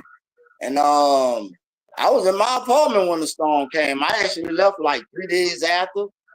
You know, I went to work and everything. You know, got off of work. They say, "Oh, we're not coming to work." All right, storm had passed. You know, went out, checked my lot. A big old fence in the back of my apartment had fell on my car. So that was the only thing had jammed me right there. But my neighbor was like, "Look, you can use my shit." You know, he had, a different extra car. So I wound up using his car, jumped in that thing, and I wound up, getting out of here. Luckily, I was able to get out of here, but it took me a while to get where I was. And I made it to Jackson, Tennessee. And I stood out there 2 weeks in the hotel, you know what I'm saying? But everything was all headwire. I had one of them old church phones. Them church phones was all messed up. What that was, the Nextel? Nextel. The Nextel. Yeah. I'm trying to chirp everybody. Beep, beep, everybody did. Right. So I'm like, shit. I went literally like about a week. Without even talking to nobody. About to mess y'all head up too. Walk in the kitchen, put the dogs out. Look, I'm about to mess y'all head up. So I'm sitting up in just like about a week after the storm, maybe like about that Thursday, that Friday. I'm sitting in the car, listening in the hotel, listening to the radio. And I hear my mama on the radio. She said, "I got 7, 8 kids. I don't know where they at. I got my 2 youngest kids with me, and I don't know where the rest of my kids at. And I'm like, that's my mama. You know what I'm saying? So now I'm like, I'm trying to get in touch with anybody and everybody, but everybody in Texas. I'm way in Tennessee. So my cousin who I left with, on his people's side, he had an uncle that stayed in Louisville, Kentucky. So they started putting people out them hotels at a certain time. Y'all had to go, FEMA not paying no more. So now we got to think fast. He called his uncle in Kentucky. Yeah, y'all come out here, nephew. I got this big old house. He in the military. He about to retire. I got this big old house. Y'all come out here. Y'all gonna be straight. So we're like, fuck it. We about to head to Louisville. It's about an hour and a half away from Jackson, Tennessee. So we get to Louisville. We think we about to be like on some Fresh Prince of Bel-Air type shit. He just sold us. He got this big old house. His wife from New Orleans, she got all her family out there. It's like about 30 people up in the house. I'm like, oh man, I'm like, where we gonna stay at? But the military people had brought cots and all that stuff, so I got in where I fit in that. You know what I'm saying? Right. But I started moving around. I didn't really have too much a bad experience for Katrina. You know what I'm saying? But other than hearing my mom on the radio, you know what I'm saying? And that kind of like blew me. You know what I'm saying? I know that fuck with your head right there. Oh man, that kind of like blew me. I'm like, because I couldn't get in touch with nobody. You know what I'm saying? And they wind up in San Antonio, Texas. Her and my little brothers. And then I wound up, I stayed in Louisville, but I was from Louisville to Texas. That's a nice hump, Yeah. But man, Kentucky, man, that place showed me all kind of love out there. I made it out there on a Friday. That Monday I had a job at the Ford dealership. Literally, that Monday I had a job. They took us to a disaster center. It was number 200 families out there. So it wasn't like in Texas where it was overcrowded. Man, I'm walking in the disaster center with 4 and 5 people with all this stuff. They're like, oh, y'all take whatever you can take out of here. I'm like, damn, I start calling people. Once I start getting in touch with people, man, y'all come out here and get some of this stuff and come back. People start pulling up in U-Haul, coming from Texas, going back, getting calls, all kind of stuff. You know what I'm saying? It was like a lot of love in Louisville. And I would have stayed out there, but it was too far from New Orleans. Yeah. Right. That's a nice hump. I ain't really had no too bad experience. Once I got in touch with the fam was straight. All of them was out there in San Antonio. Now the only really, really bad thing, my mama took sick. And she was like, she never was the same after Katrina. She was catching strokes, you know what I'm saying? Her memory, you know what I'm saying? It was playing with her. And she eventually passed away in 2008. But that was my condolences. That was an effect from the storm, Yeah, bro. Right. Look, see, we was younger.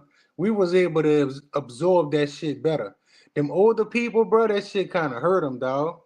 Hey, man. That shit hurt a lot. My mama did real estate, you know what I'm saying? And, she had her own thing going on down here. And that stressed out, that blew her, Especially when she couldn't talk to nobody, couldn't get in touch with us. That kind of blew her. Right. Cause them older folks when bro, you just watch. It's almost like you watch your whole life flash in front of your eyes, like it was gone. But the crazy thing is, Pipe. The crazy thing is, my mama, she already had high blood pressure. My mama passed away young. 55 years old. That's young. Yeah, I already got 2 older siblings right now. You know what I'm saying? One 58 and 155. So, you know what I'm saying? Like, that's young.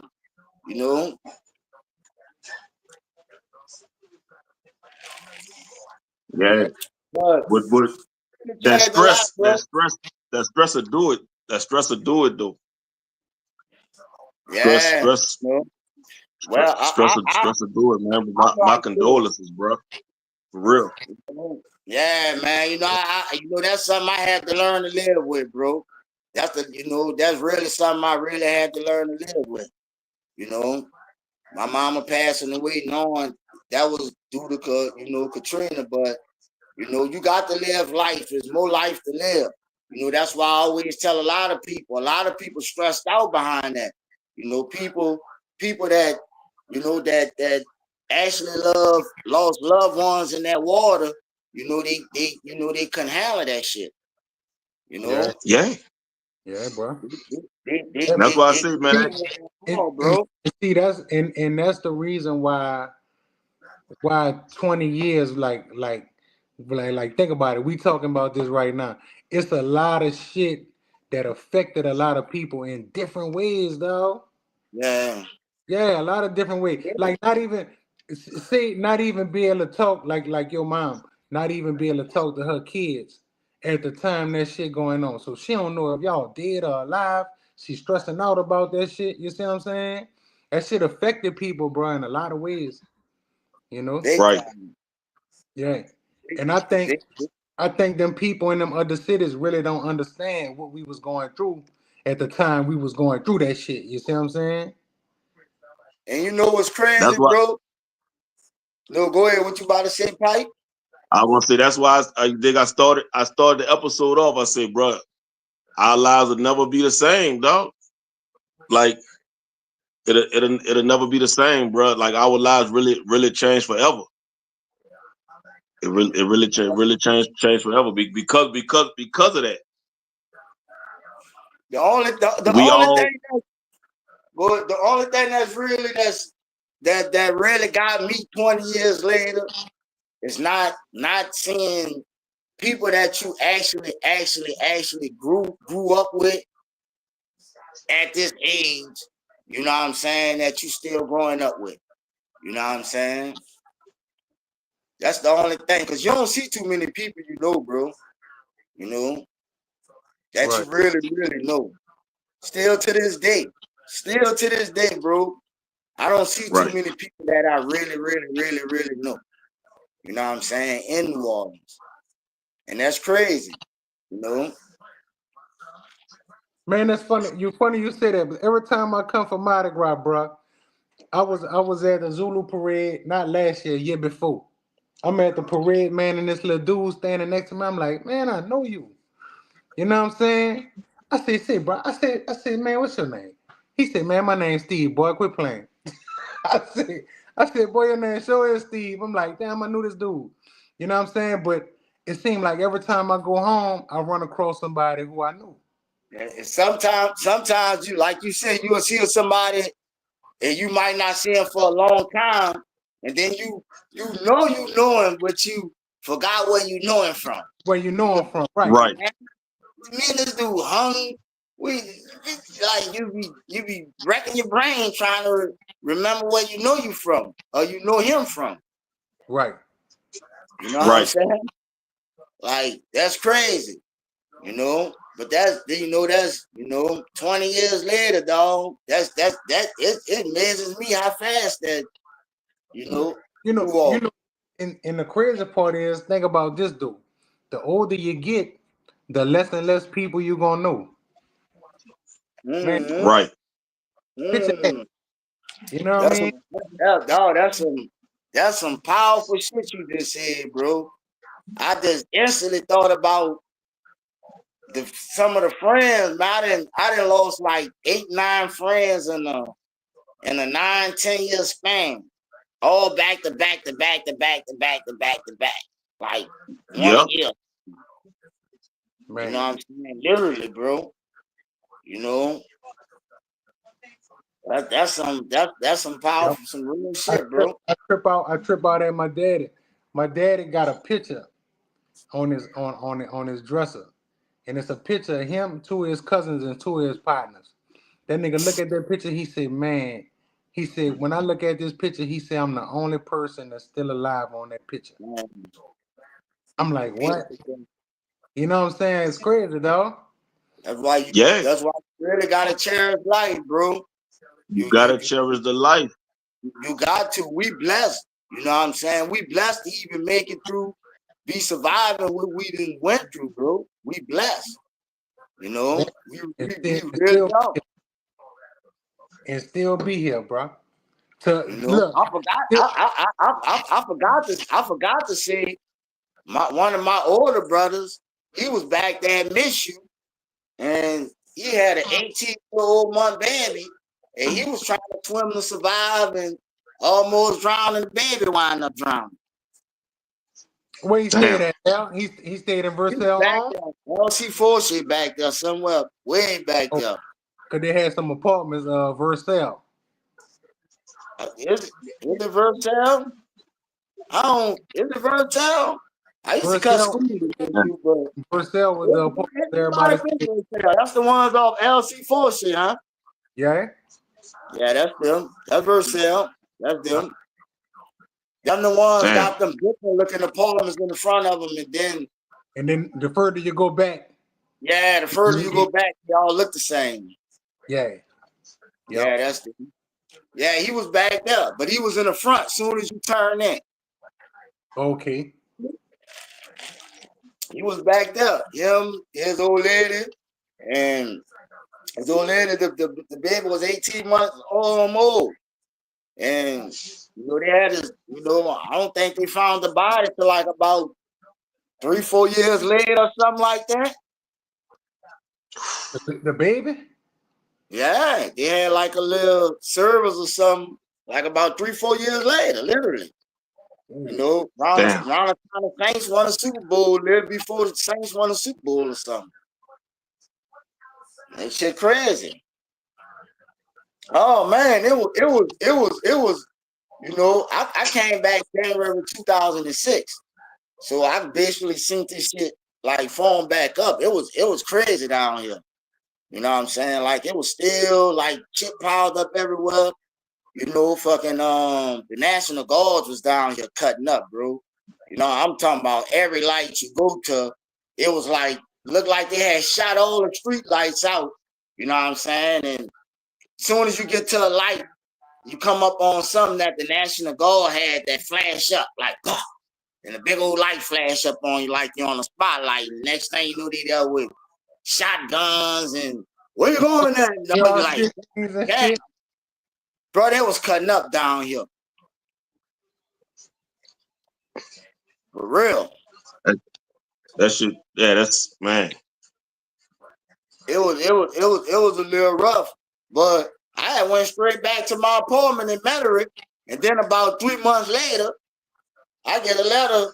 The apartment people that sold the apartment, so now I gotta move. You know what I'm saying? So I wind up. I had to think fast. So now I'm about to tell y'all a survival story. Now I gotta think fast. So I called my cousin up. My cousin like, yeah, cuz I'm out here in Marrero. I'm like, yeah, yeah, man, my mama got a trailer. Come out here. I get over there. He got like about 8-9 people in the trailer. Everybody working different shifts. You know what I'm saying? Now I don't know if y'all remember the trailers. Everything pretty I much remember the broke. trailers. Everything broke down pretty much to a bed. You know, even the table and the little thing, you can break that down. You can lay down. Everybody work different shifts. So somebody working at nighttime, whoever working the daytime mainly, and man, that shit was crazy. You know what I'm saying? Everybody was getting food stamps. They kept buku food up in there. You know what I'm saying? Right. Like, you know, it was crazy, bro. You know, you ride through Marrero. Every day they damn near got roadblocks every day. You know, they got one daiquiri shop open. Literally, everybody piling up by the daiquiri shop every day. Every day off LaPelco and Ames. Every day. People coming from damn near everywhere. You know? Take you an hour to get a daiquiri out there. Oh man, that shit was crazy. You know what I'm saying? Stayed up in there for about 5 months. Then went right back to Metairie. Cause I had stayed in JP for about 14 years before I came back to Orleans. I had been out there in Jefferson Parish, man. You know, and it was that shit was crazy different before Katrina too. You know, and Metairie got messed up too, because a lot of people think New Orleans, Metairie was fucked up too. You know what I'm saying? I used to ride through Metairie like, God damn. But they move fast out there. And you can't even tell they had a storm. Right. Man, you know what pissed me off though? What's up? When them motherfuckers was doing fucking Katrina tours, you dig? I ain't like that shit at all. I'm like, why is y'all? But that's what I'm saying when we was talking about the money, you dig, and all the land grab, money grab. You just busting people and giving people tours of all the damage y'all are hurt. You dig? That the city done went through. Everybody coming to town. Let me go see what happened. But then again, I didn't like that. But then again, like I said, with the when they had that volcano in Italy, in Pompeii, they do tours. But I be like, man, don't try to capitalize off people pain like that. For everybody, you know, everybody shit that got fucked up got a tour. You know, you go to right. You go to Hawaii and the fucking boats that got sunk in Pearl Harbor is still there. They're making money off that motherfucker. They to that bitch. You know what I'm saying? I bet you they won't tour Uptown, dude. I bet you they won't tour when you come down off that bridge on Martin Luther King by that gas station. All the motherfuckers walking around there like zombies with their back glued out. That they won't tour that. New Orleans is just different. Yeah, but bro, I like I said, man, the shit crazy after 20 years, but I clearly see what they're trying to do with this place. All I gotta do. They want it. To survive, bro. They want it. Yeah. Hey. They want it. Hey. They could take the land, but they can't get the culture. For real. They trying to get that too. The culture is in us. All they can do is fall in. It's hard for me. Man, look, it's hard for me to even eat at some of these restaurants they got. They be like, you know, people oh, this good, man. This shit is not good, man. Like, come on, man. Like, y'all doing this shit for Instagram, bro. I be on dates and shit. See, like, females be going to something, man. It is not good. With the culture, when you start seeing out of town people dressing up in the Indian, masking up as Indian, I'm like, bro, that should never be allowed. But we got people that's allowing it. You feel what I'm saying? Like, some of that stuff shouldn't be allowed. It's all about the money. Like, it's all about the money. So the culture is for sale because you got people down there selling it. It always has been about the money. I don't give a fuck how much a white person put on a fucking Indian costume or Indian suit, because I ain't gonna call it a costume, because you know my Indian brethren is serious about that. But I don't give a fuck how much you put a white bitch in that motherfucking Indian suit. Bitch, you not no real cultural, you not no real Creole Indian, bitch. Fuck That's no, not you. You not. They know where to get that shit from, bro. They know where to get it from black folks, dog. They already know. But see, that's the thing. Right? They already know that. But look, when you start letting motherfuckers in, then they start letting their people in. And then next thing you know, let's say like the Wild Magnolias, next thing you know, they all white. You feel what I'm saying? And you be like, how the fuck that happened? And look, we said it never happened, but it happened in real life with the $5 Indians when they bought their way into the tribes. You go look at the Wild Magnolia. Boy, that'll never happen, right? right now. Wild man news. Boy, niggas will take offense to that, boy. No, They Yeah. should. They should. That's what I'm saying. But it's like, my thing is, bro. My whole thing is, bro. I'm kind of like I'm kind of like by being older, bro. I'm kind of like on a boat where, I really don't care, what they bring down here, bro. Long as it can be enjoyable, to my family, let them bring it, dog. You know what I'm saying? Because we need something no, down here. it's We need not what they bringing down there. Is what we giving away Ain't gonna take down there. that culture, bro. Hey, bro. Ain't gonna take that culture, No, bro. look, I swear to God, no matter how much you give a white band some HBCU music to play, there ain't gonna never be an HBCU band, son. Hey, Never, bro. Never. They I'm they, telling they never. you, ain't got it. all that shit rich, bro. They ain't I got never it, son. I never worry about them taking our culture, bro. No, they can't. They can't. It's big, bro. It's Look, us. but we got people that'll sell it. That's all I'm saying. Oh yeah, they been We selling got it. Yeah. we got people that'll Man, sell they it. been selling that shit, bro. My cousin was telling it, bro, when he was doing the music. All that music he was selling out to them people, bro. That shit should have never left New Orleans, man. Like they been selling it, bro. You know what I'm saying? Like on the real. You dig? That's all I'm saying.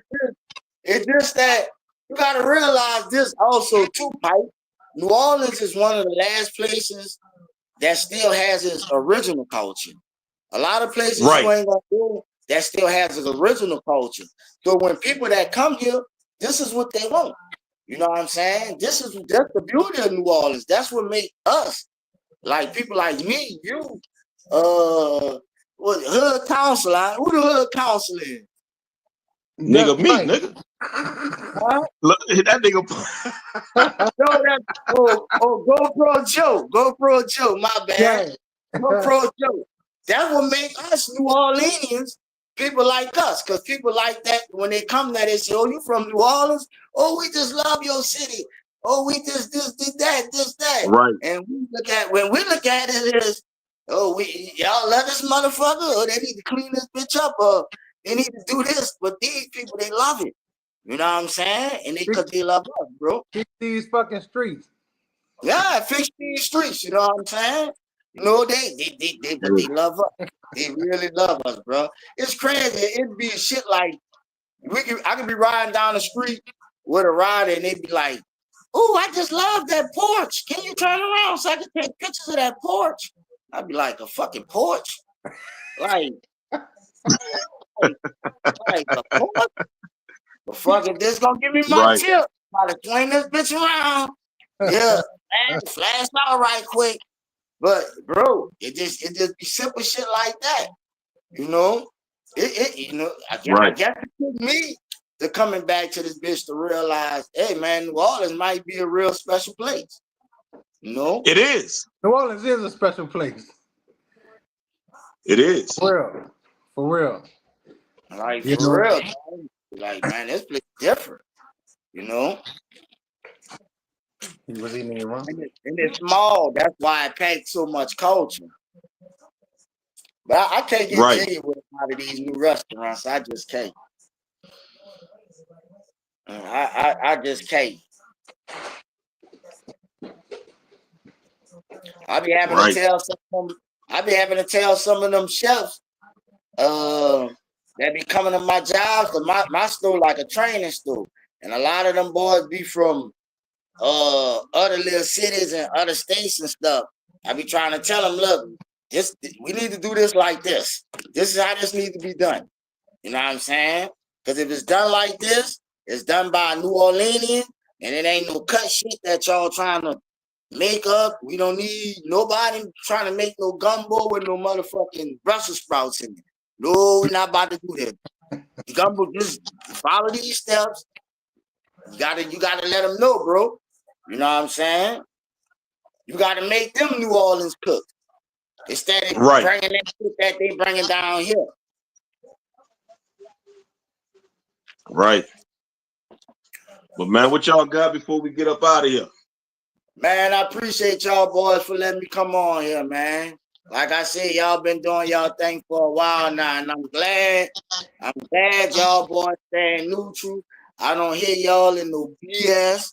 You know what I'm saying? Because the city got all kind of crazy shit going on, bro. You know what I'm Look, saying? we already This said we don't do no podcast, gossip. man, look, hey, look, that's one of the reasons why me and my brothers stopped doing our shit a couple of years ago, because somebody had said something, and I'm like, I'm not taking that well. You know what I'm saying? I'm not taking that well, just for the simple fact that we in our own lane, we doing what we doing. You know what I'm saying? And so anybody that's not putting in what we doing, their opinion don't matter. So I'm not taking what nobody got to say about what we doing well. So I just shut it down what we was doing. But I'm glad y'all staying neutral, bro. What y'all doing, and don't get in none of that bullshit, bro. Cause Fuck no. y'all don't need no numbers like that, man. Stay organic, cause people like people that's real, that got real conversations, bro. Regardless to what people say, you gotta have gossip for views. You don't need that shit, bro. Just keep pushing, dog. Trust me. Love y'all Yes, boys. I'm sir. about to yeah. Man, same here. We appreciate having you, Al. Yes, indeed. Before I go, Before you go.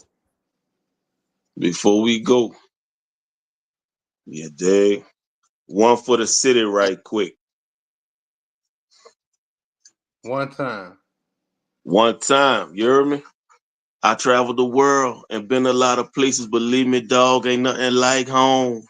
I done been all overseas, London, Dubai, even Rome, but Enno's still sitting on that throne. I done been state to state, from the Gulf to the Lakes, Pacific to the East time zones. Man, I traveled the world and been a lot of places. Believe me, dog, ain't nothing like home. Look, I'm from the land of the crawfish lover, the bounce music bumper, the all-night clubber, the second line bug jumper, Canal Street stunner, the middle of the night backseat late fronter. Man, look, the sequel gumbo crusher, the overnight club. Man, look, I'm fucking the song up. Man, look. If you ain't Look, never I bust ain't rap nothing that up, bitch in a minute. if you ain't Huh? never bust nothing up in the back seat on that lake, boy, look, you missed Look, it. You wasn't around. look, You wasn't around my era. You heard me? Boy, look, look. I done fucked the song up. Have fun, dog. That's Yeah. cool. Verse 2, nigga. Come on, man. Look. Out of towners love it when we say what's down, baby. This ain't swag, this just how the Crescent City raised me.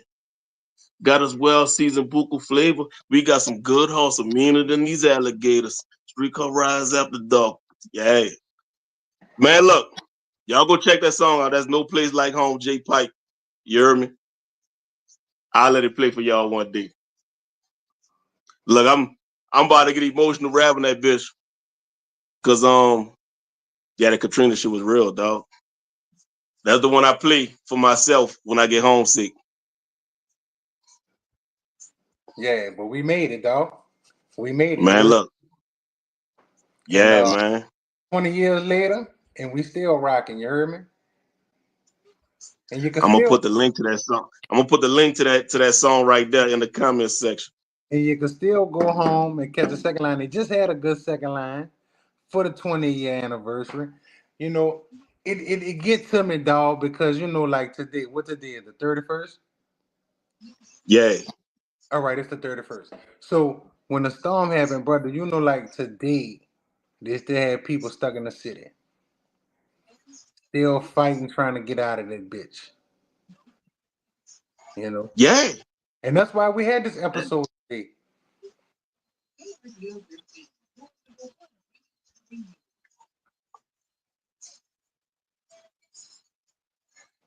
You know. Yeah, man.